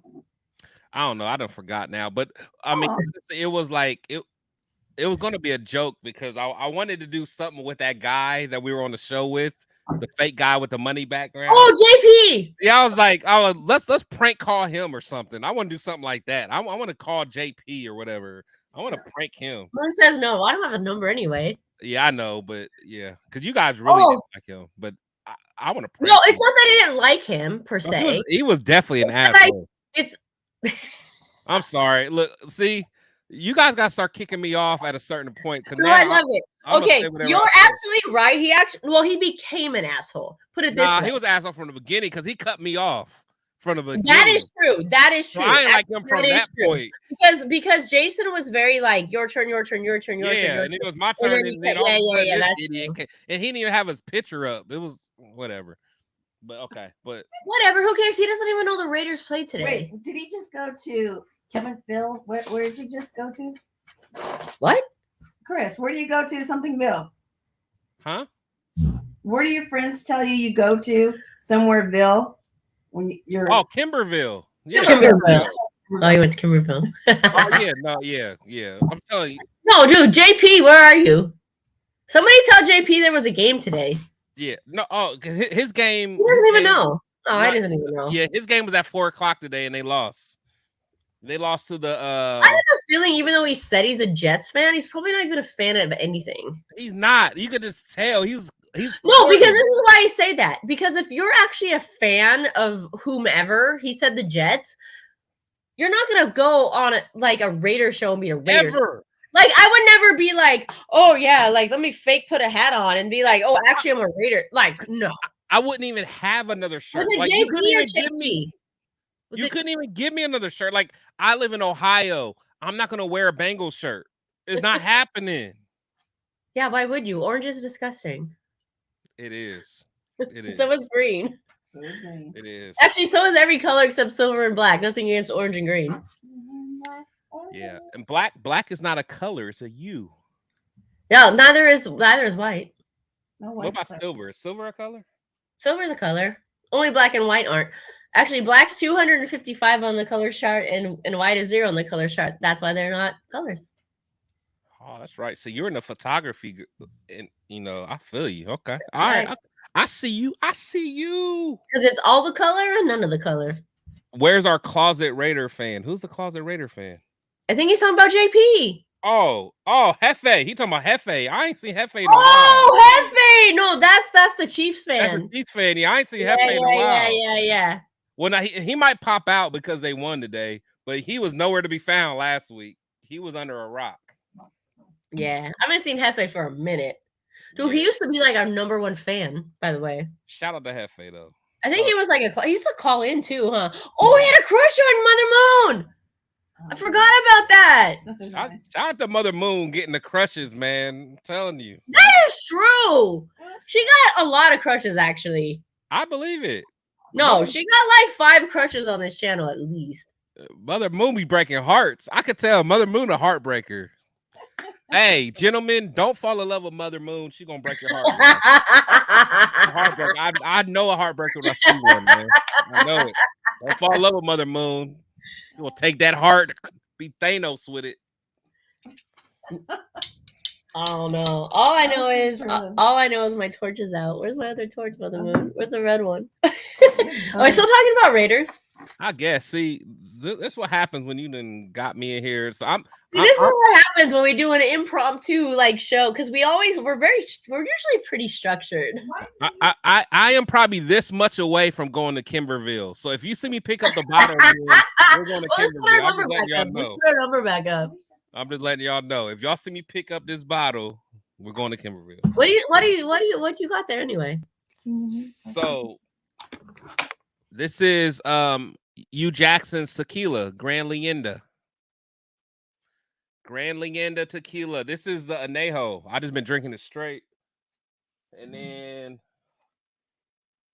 this is the Reposado, but it's going. Like, I got all these empty bottles. Like, honestly, I don't want no one to judge me, but I got all these. Judge you?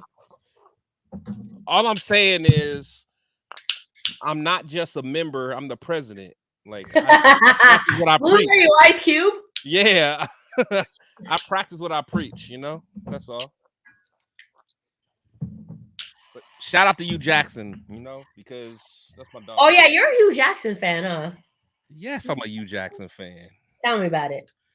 That's my dog. I really like Hugh Jackson because for one, he should have never got fired. Yep, Oh, I saw that. I saw that. I saw that. There it goes. I can Edit see it. that out.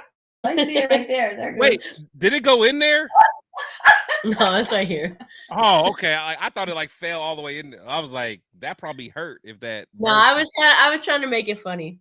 Oh, okay. But yeah, I love. I mean, it did happen, but I was trying to make it funny. Okay, I got you. You played it off well. I'm burning. But shout out to you, Jackson. That to me, that's one of my favorite coaches because all the real Raider fans remember that like that was a tough time when Al Davis died. He had us playing well. Our quarterback got hurt. Darren McFadden got hurt, and Darren McFadden was going to win the MVP that year. And Al Davis died. Like all that happened, man. And we still was one game from the playoffs. In fact, during Al Davis or down Hugh Jackson days, we would have never got beat by Buffalo like that today. But never mind. Talk your talk. Oh, by the way, I love that passion. I love that story. I love that memory. I'm just not sure I believe in. Are mics still on? Yeah, I hear you.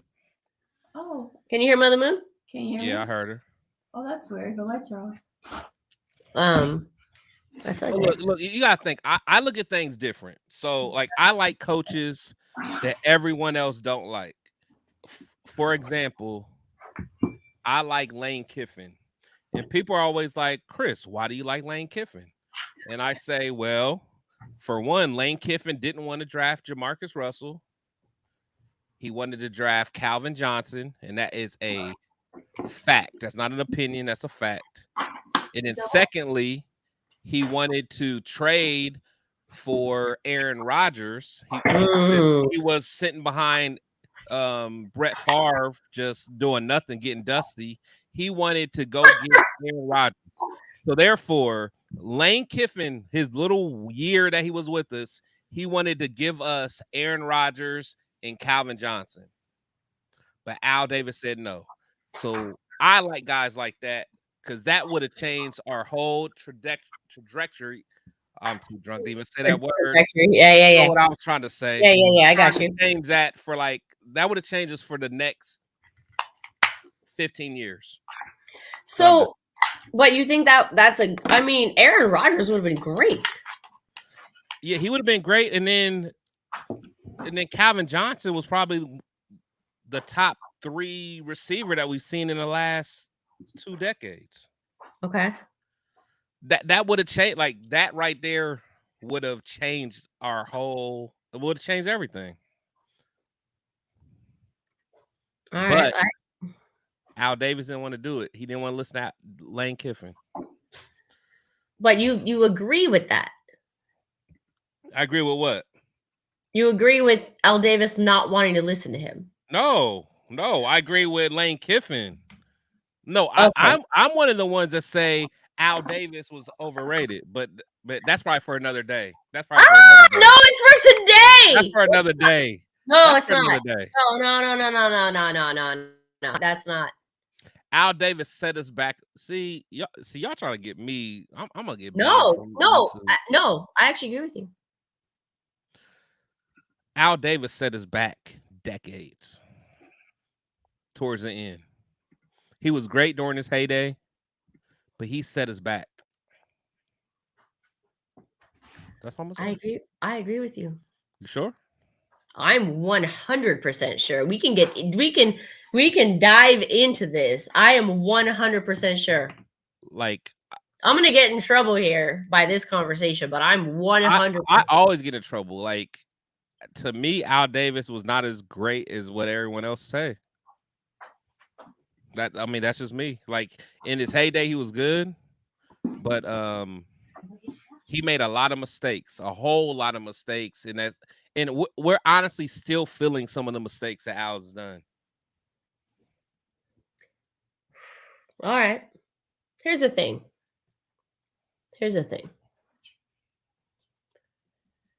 Al Davis and Mark Davis are respected by a lot of the Raiders, a lot of the Raider Nation, and everybody, and I don't know those guys. I don't know those guys. You know, I've met, I don't even know if you want to use the word met. I've run into both of them. Put it that way. I've had interactions with both of them. Mm-hmm. Okay. So I can't really give an opinion on somebody I don't know. Even though I know we analyze football games and we see what players do and then we analyze it, right? Do I disagree with some of the stuff Al Davis did? For sure. Do I disagree with some of the stuff Mark Davis did? For sure.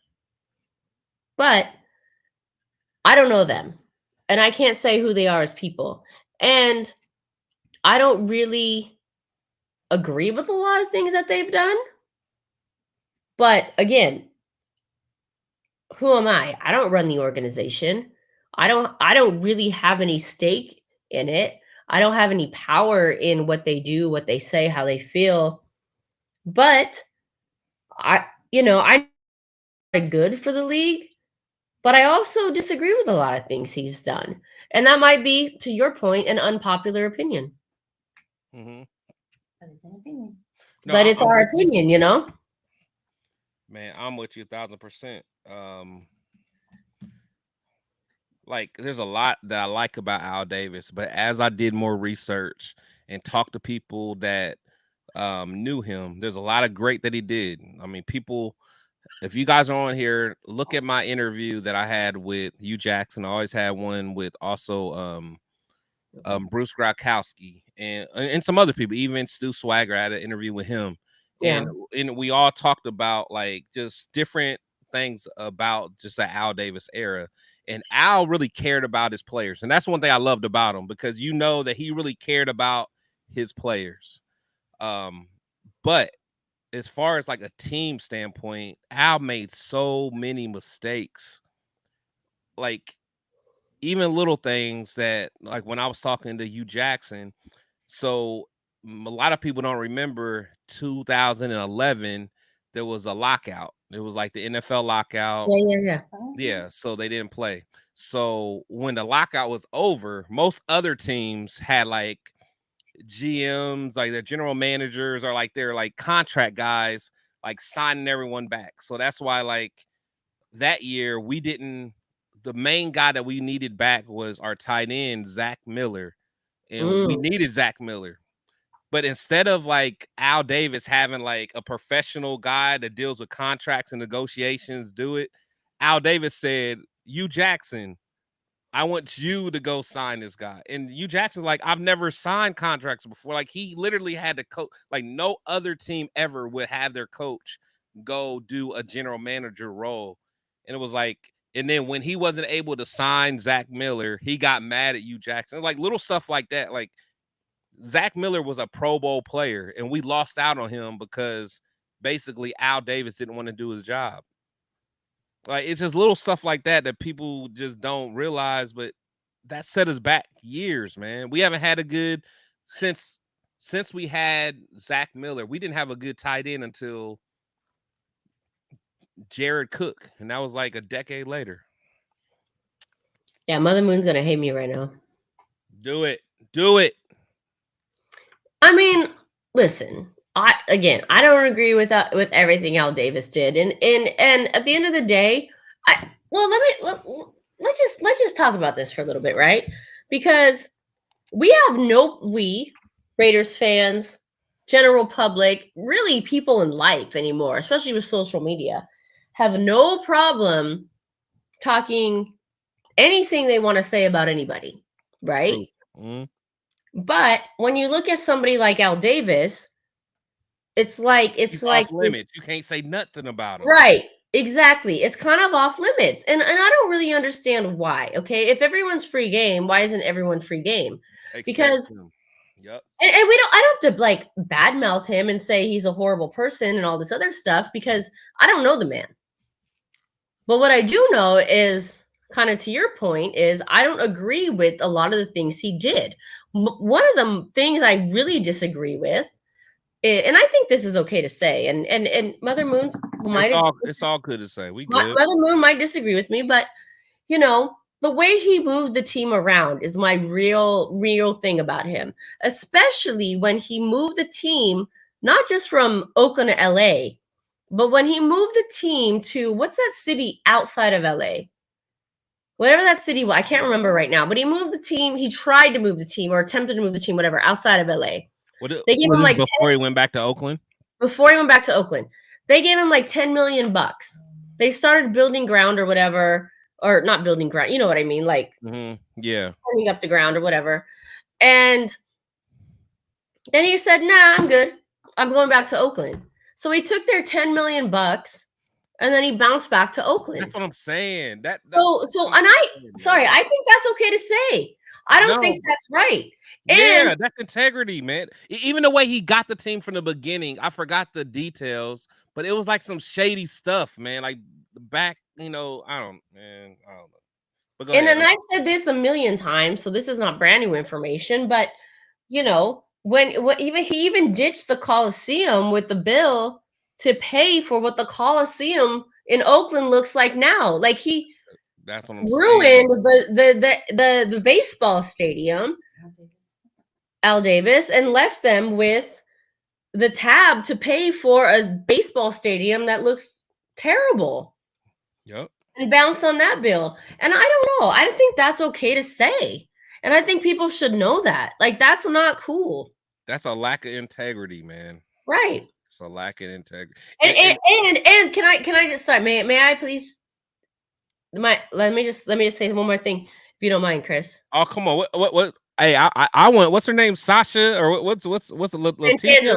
No, this is not Santangela. This is I'm saying whatever we can do to get closer to that, I'm with it. Yeah. No. We're not gonna get there. But what I'm saying is, it's like when people tell us as Raiders fans, oh, y'all sold out, you went to Vegas, you got your season ticket, you're selling them this, that, and the other, and it's like, all right, but you're hating on us as season ticket holders when Al Davis literally went from city to city to sell out, and y'all still loved him, and he's praised.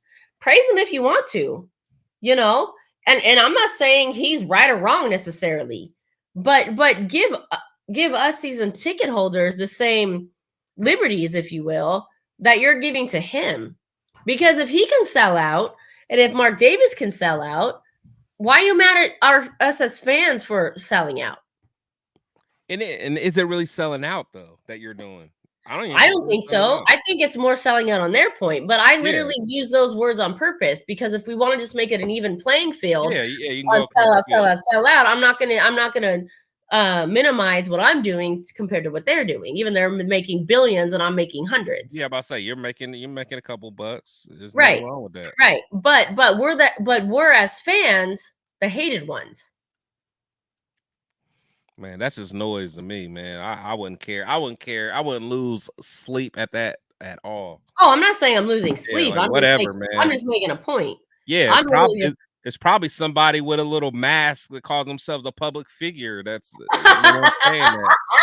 know what I'm saying? So whatever. Take their little public figure ass on somewhere. Whatever. So, at the end of the day, like, we're all going to be Raiders fans. Or we wouldn't be here.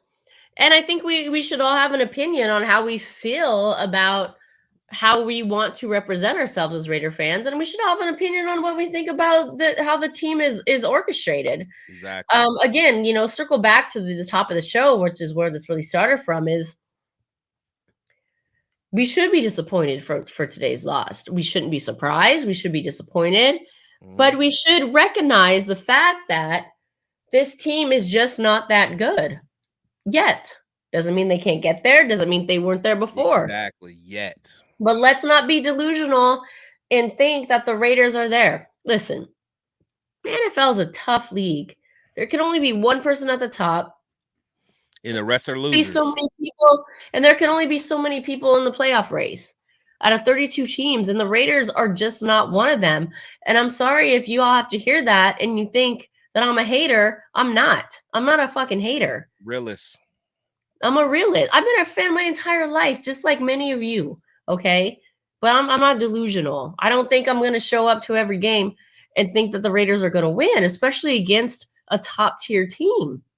And I'm certainly not going to say Mad Max played slow today and Josh Jacobs should be paid less, and our coach should be fired because they lost against a good team. That's just blasphemy. Like, y'all need to get it together. All right? Get your carism out of here. If you're a Saints fan, then go to the Saints. You know what I mean? It's like, get it together. We're still 1-1. The Raiders are 1-1 with the division win. With the division win, they're still in first place. Let's carry on, and so we can go from here. Yeah. Yep. No, I agree. No, I agree 1,000%. It's annoying. It's annoying where our fan base, what they have become. Well, okay, can I say this? I agree with you, but since we're just throwing all the dirt out here, like, it doesn't help when the Raiders want to move every 10 years. See, but I don't think they want to, though. Like, I don't know all the background from Oakland, but like from everything I hear, they wanted to stay there, but there was some issues. But like, I'm not gonna blame the team for wanting to move. I think. Okay, forget Oakland. Forget Oakland. Why they leave LA? I'm not educated enough to remember that. I don't know what happened. I kind of just told you. What? That's why they left LA. They just wanted to go Al Davis wanted to move outside of LA, sold their $10 million. I mean, but why didn't money motivated? Everything's money motivated. Yeah, but why didn't he want to stay there though? I don't know the answer. Well, no, I mean, but no, I get he kept the money though, but I'm just curious, like, was there something? Because the grass is always greener on the other side, and he wanted to make a lot of money. And where is he making the most money now, even in his grave? It's crazy. Yeah. It sucks, man. It's wild. And honestly, as me, I love the Raiders. I love what Al Davis stands for, but like he's not a god to me. You know, a lot of Raider Nation, he's a god. No, he's not a god to me either. If you want to talk about who's a god to me in the Raiders organization, I'll give you a god and a goddess. Amy Trask. Oh, that's. I'll give her a queen. Okay, who's a goddess? Virginia Madden. You do like her. Yeah. Yeah. And I'll give you the god. John Madden. John Madden. Madden was cool. John Madden, Virginia Madden, and then I'll give you Amy Trask is a very, very close. In the royalty hierarchy of the Raider Nation. Yes. I've never heard one bad anything about Amy. Neither have I. I think she's amazing. Yeah, I love Amy Trask. Yeah, I've had a chance. I talked to her on IG. It was crazy thing. It wasn't even IG. It was like when Threads first started. Like I luckily was able, just because no one knew what was going on when Threads started. So like I actually sent her something, or I said something to her, and she actually responded, and she was cool. Yeah, everyone cool. Talks very. Virginia Madden, that's my girl. John Madden, he's a real one. He's a real one. For me, those are my top like people in the Oakland Raiders organization. That's what's up. I mean, I respect it. Yeah. And listen, everyone can have I know everyone praises Al Davis. Here's the thing though.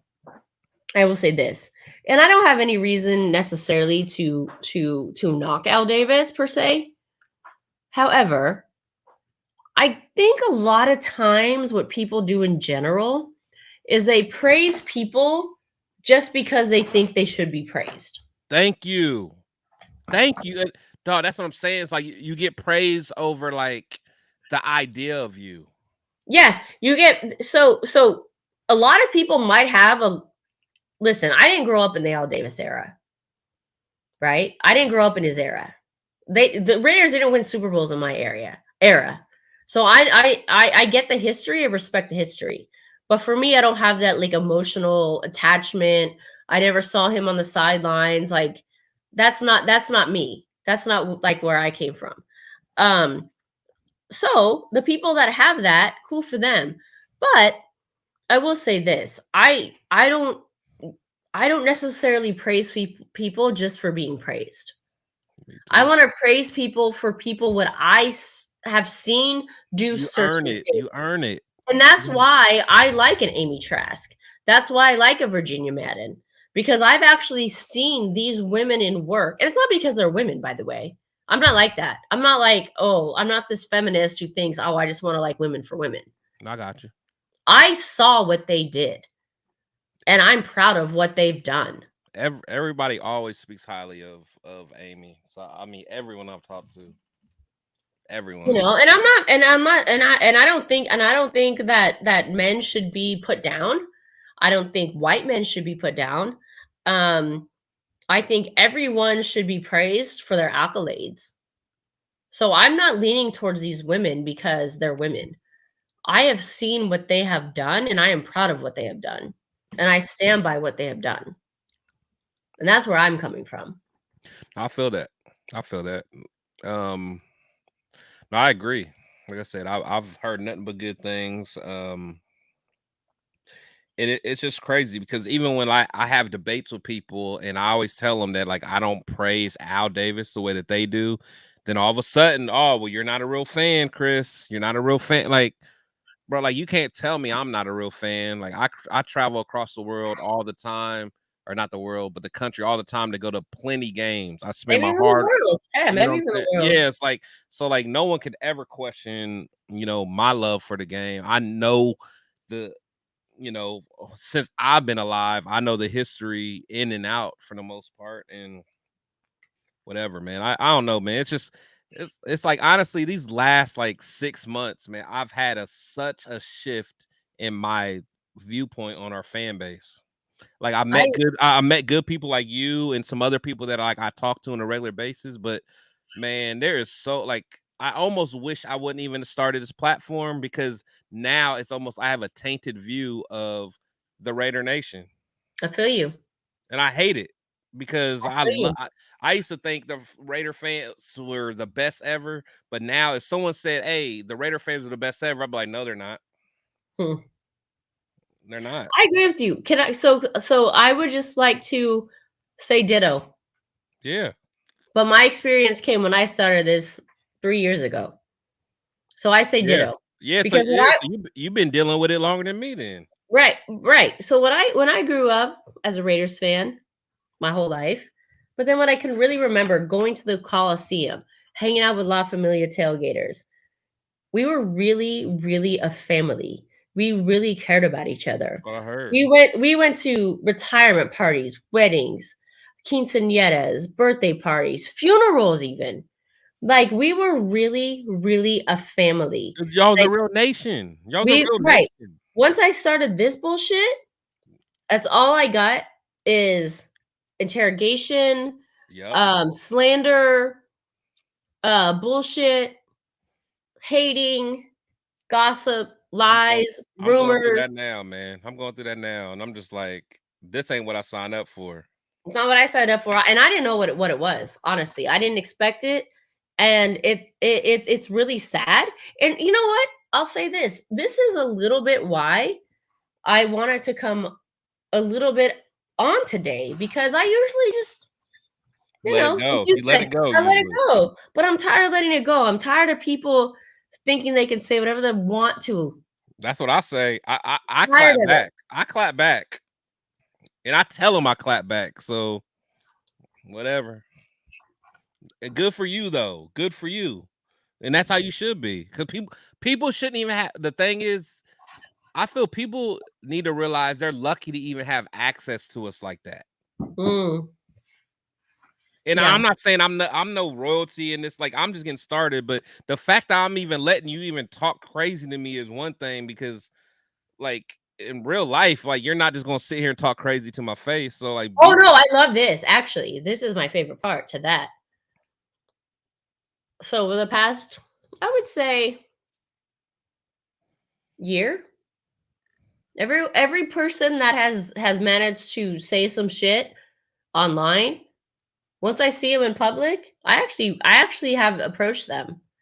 Yeah, I do. And they have nothing to say in real life. It's all handshakes and Nothing to say in real life. No, I already know. That's why I'm like, that's why I tell people like I'm a little different, man. Like I'll pull up on you and I snap back. So I mean, we could do a whole show on this. Actually, yeah. I mean, we could take this. I mean, we've been on for a long time and we're talking about football. We've totally digressed right now, which is all good. But Yeah. I mean, I would love to do a show where we actually talk about this because I feel like this is It needs to be talked about. It needs to be talked about. And listen, these motherfuckers need to be put in shut the fuck check.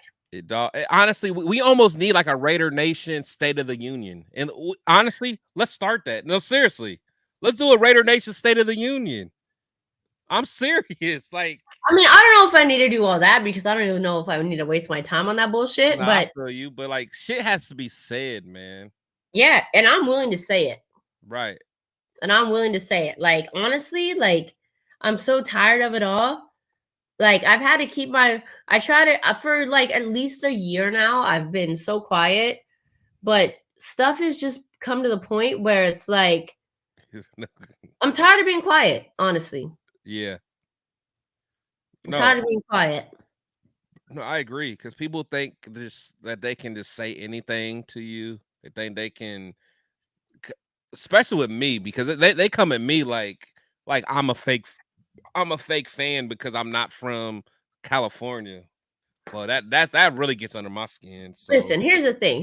You're not a fake fan because you're not from California. That's fucking bullshit. Here's the thing. Raiders fans can come from anywhere. Okay. And that's literally why we're called Raider Nation. Okay. So anyone who says that to you can shut the fuck up. All right. And I'm sorry, I'm cussing a little bit here because I consider you a friend and I'm gonna stick up for my peeps. And I'm gonna stick up for myself here a little bit too. At the end of the day, you don't get to tell me how I get to be a fan. Exactly. Okay. Exactly. Like I get it. People are going to say, well, you tell other people how to be a fan. Yeah, I do sometimes because you know what? Because I actually people I'm calling out, you aren't fans. Right. You earn the right to say it because you've been in the trenches. You've been there at the games when there was not that many people. You've been there for the good times. You've been there for the bad times. A lot of these new fans, they didn't come out the wood. They didn't slithered under a rock. Now they think they can tell, like now because social media is here, they think they got a voice. Like you don't have a voice just because it's social media. Right. Listen, and I will be the first to say, like, I don't know every stat, history, player number. Like, I don't think anybody does. I don't think anybody does. You know, do I know a lot about the Raiders? Sure. Do I not? I know a lot about the culture, maybe even more. But that doesn't mean I know every single player. That doesn't mean I know every single stat. But that doesn't mean that, oh, she doesn't know this stat or that stat, that I'm not a fan. You know, nobody knows everything. Literally, nobody knows everything. Look, what did if I knew everything, I'd be working for the NFL. Okay. Right. What did I tell you when I first met you? Like, I was so impressed just by our conversation. I was just like, no other woman. I mean, not even just woman. Like, you talk football better than a lot of people. So I was like, I rocked with you the very first time I talked to you, and I told you that too, didn't I?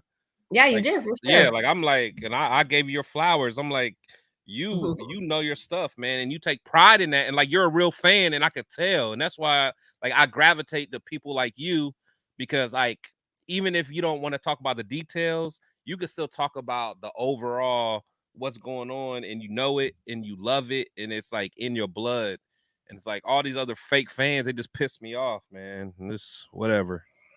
Yeah. I feel you. And you know what? I'm not even mad at new fans.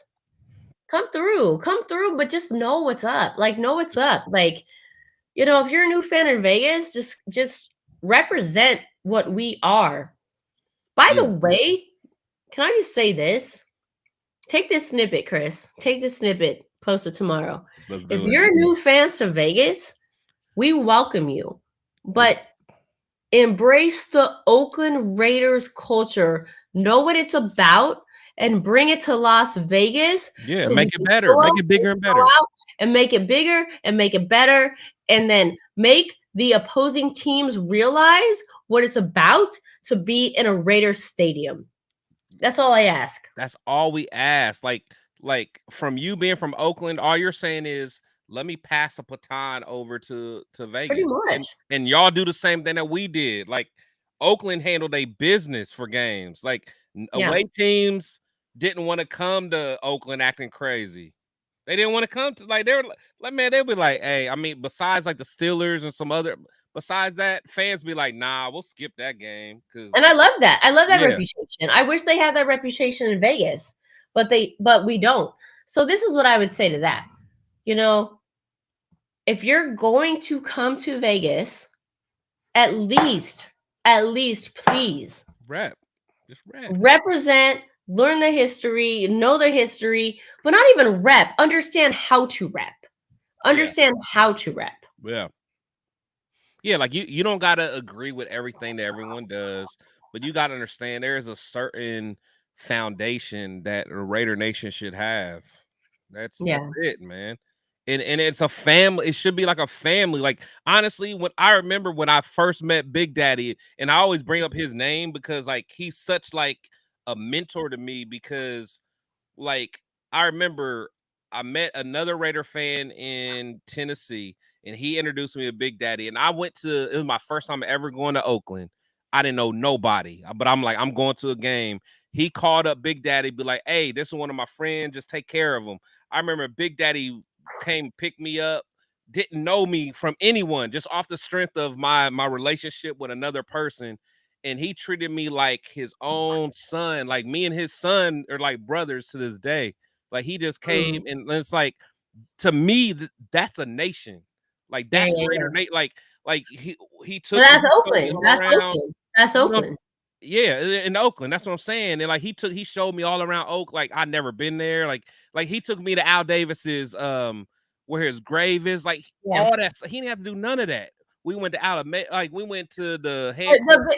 But because Big Daddy's an Oakland dude. That's what I'm saying. That's what I'm saying. That's Oakland. Like that's we don't. And that's Raider Nation. It's hard to get that in Vegas. Like you're not getting that in Vegas. You're not getting that. Well, hold on. You're right. The only way you're right. The only way you're getting that in Vegas is someone like myself, Mother Moon, Big Daddy happens to be in Vegas. OG. Yep.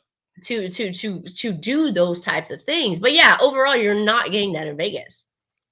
No, exactly. And that's why like I feel lucky that I'm from that era, that I got that passed down to me. Cause like a lot of these new fans, they'll never have it. I mean, I hope they do get it, but it's like, unless they catch, I don't think they'll get it. I don't think they'll get it. You know, I don't think the Raiders will allow them or want them to get it. Probably right. It's sad but true. It's sad but true. Yeah, you're probably right, and it is sad because they'll never understand. They'll this right here, Travis. This, I don't know when he commented this, but I just saw it. This part. Oh yeah. That's what they do all day. I'm like, usually I get that comment when I go to away games. Like, why am I in Vegas and Vegas fans are telling me to sit down? Shut up. Yeah. That shit pisses me off more than anything, honestly. What about the wave? You love the wave. Let me find a video of you doing the wave. I can't wait. Yeah, good luck. Look, hey, if anybody has a picture or video of Spicy doing the wave, I'll give you $700. Yeah, good luck. You can offer him $1 million because it's not happening. There's a video of you doing the wave somewhere. That might be true, like at an A's game. Yeah, it's acceptable there. At a Raiders game, absolutely not. There's a video of me 100% shutting down a wave. Does that count for money? Well, no, you don't get money for that. But you should shut it down. This is like the Spicy Shield, like what you call unfiltered. Yeah, this is like unfiltered. Like, yeah, this is like, yeah, this is what y'all could be getting if we don't start winning some games. Again, but with that said, I'm not even mad at this loss. That's how we started. I'm not even mad at this loss. I'm not even mad at this loss. This loss probably should have happened. The Raiders are 1-1. The Raiders are still in first place, above their division. They have a win in their conference. Like, listen, let's go. Let's go beat the Steelers at home. Let's go to LA for a home game. Let's beat them as well. Let's come out of that. What, 3-1? 3-1. Yeah, 3-1. And let's go. Let's go. Let's go, man. We'll be all right. We'll be all right. All right, Chris. Well, it's been real. Tune in to the Spicy Shield Talk on Wednesdays. We got some special announcements coming up. Special announcement. Shout out to Randy, man. We'll get you back in here somehow, Randy. Yeah, my bad, Randy. My bad. Thank you for watching. Subscribe to the show. Like that torch. Hit that like button, and I'll figure that out. It was totally my bad. It's all good. Yeah, we're we're still working. We're gonna figure some things out, and we're gonna have some stuff to talk about in the near future for you guys. Yeah. All right, Raider Nation. You know we go out one way and only one way. Raider!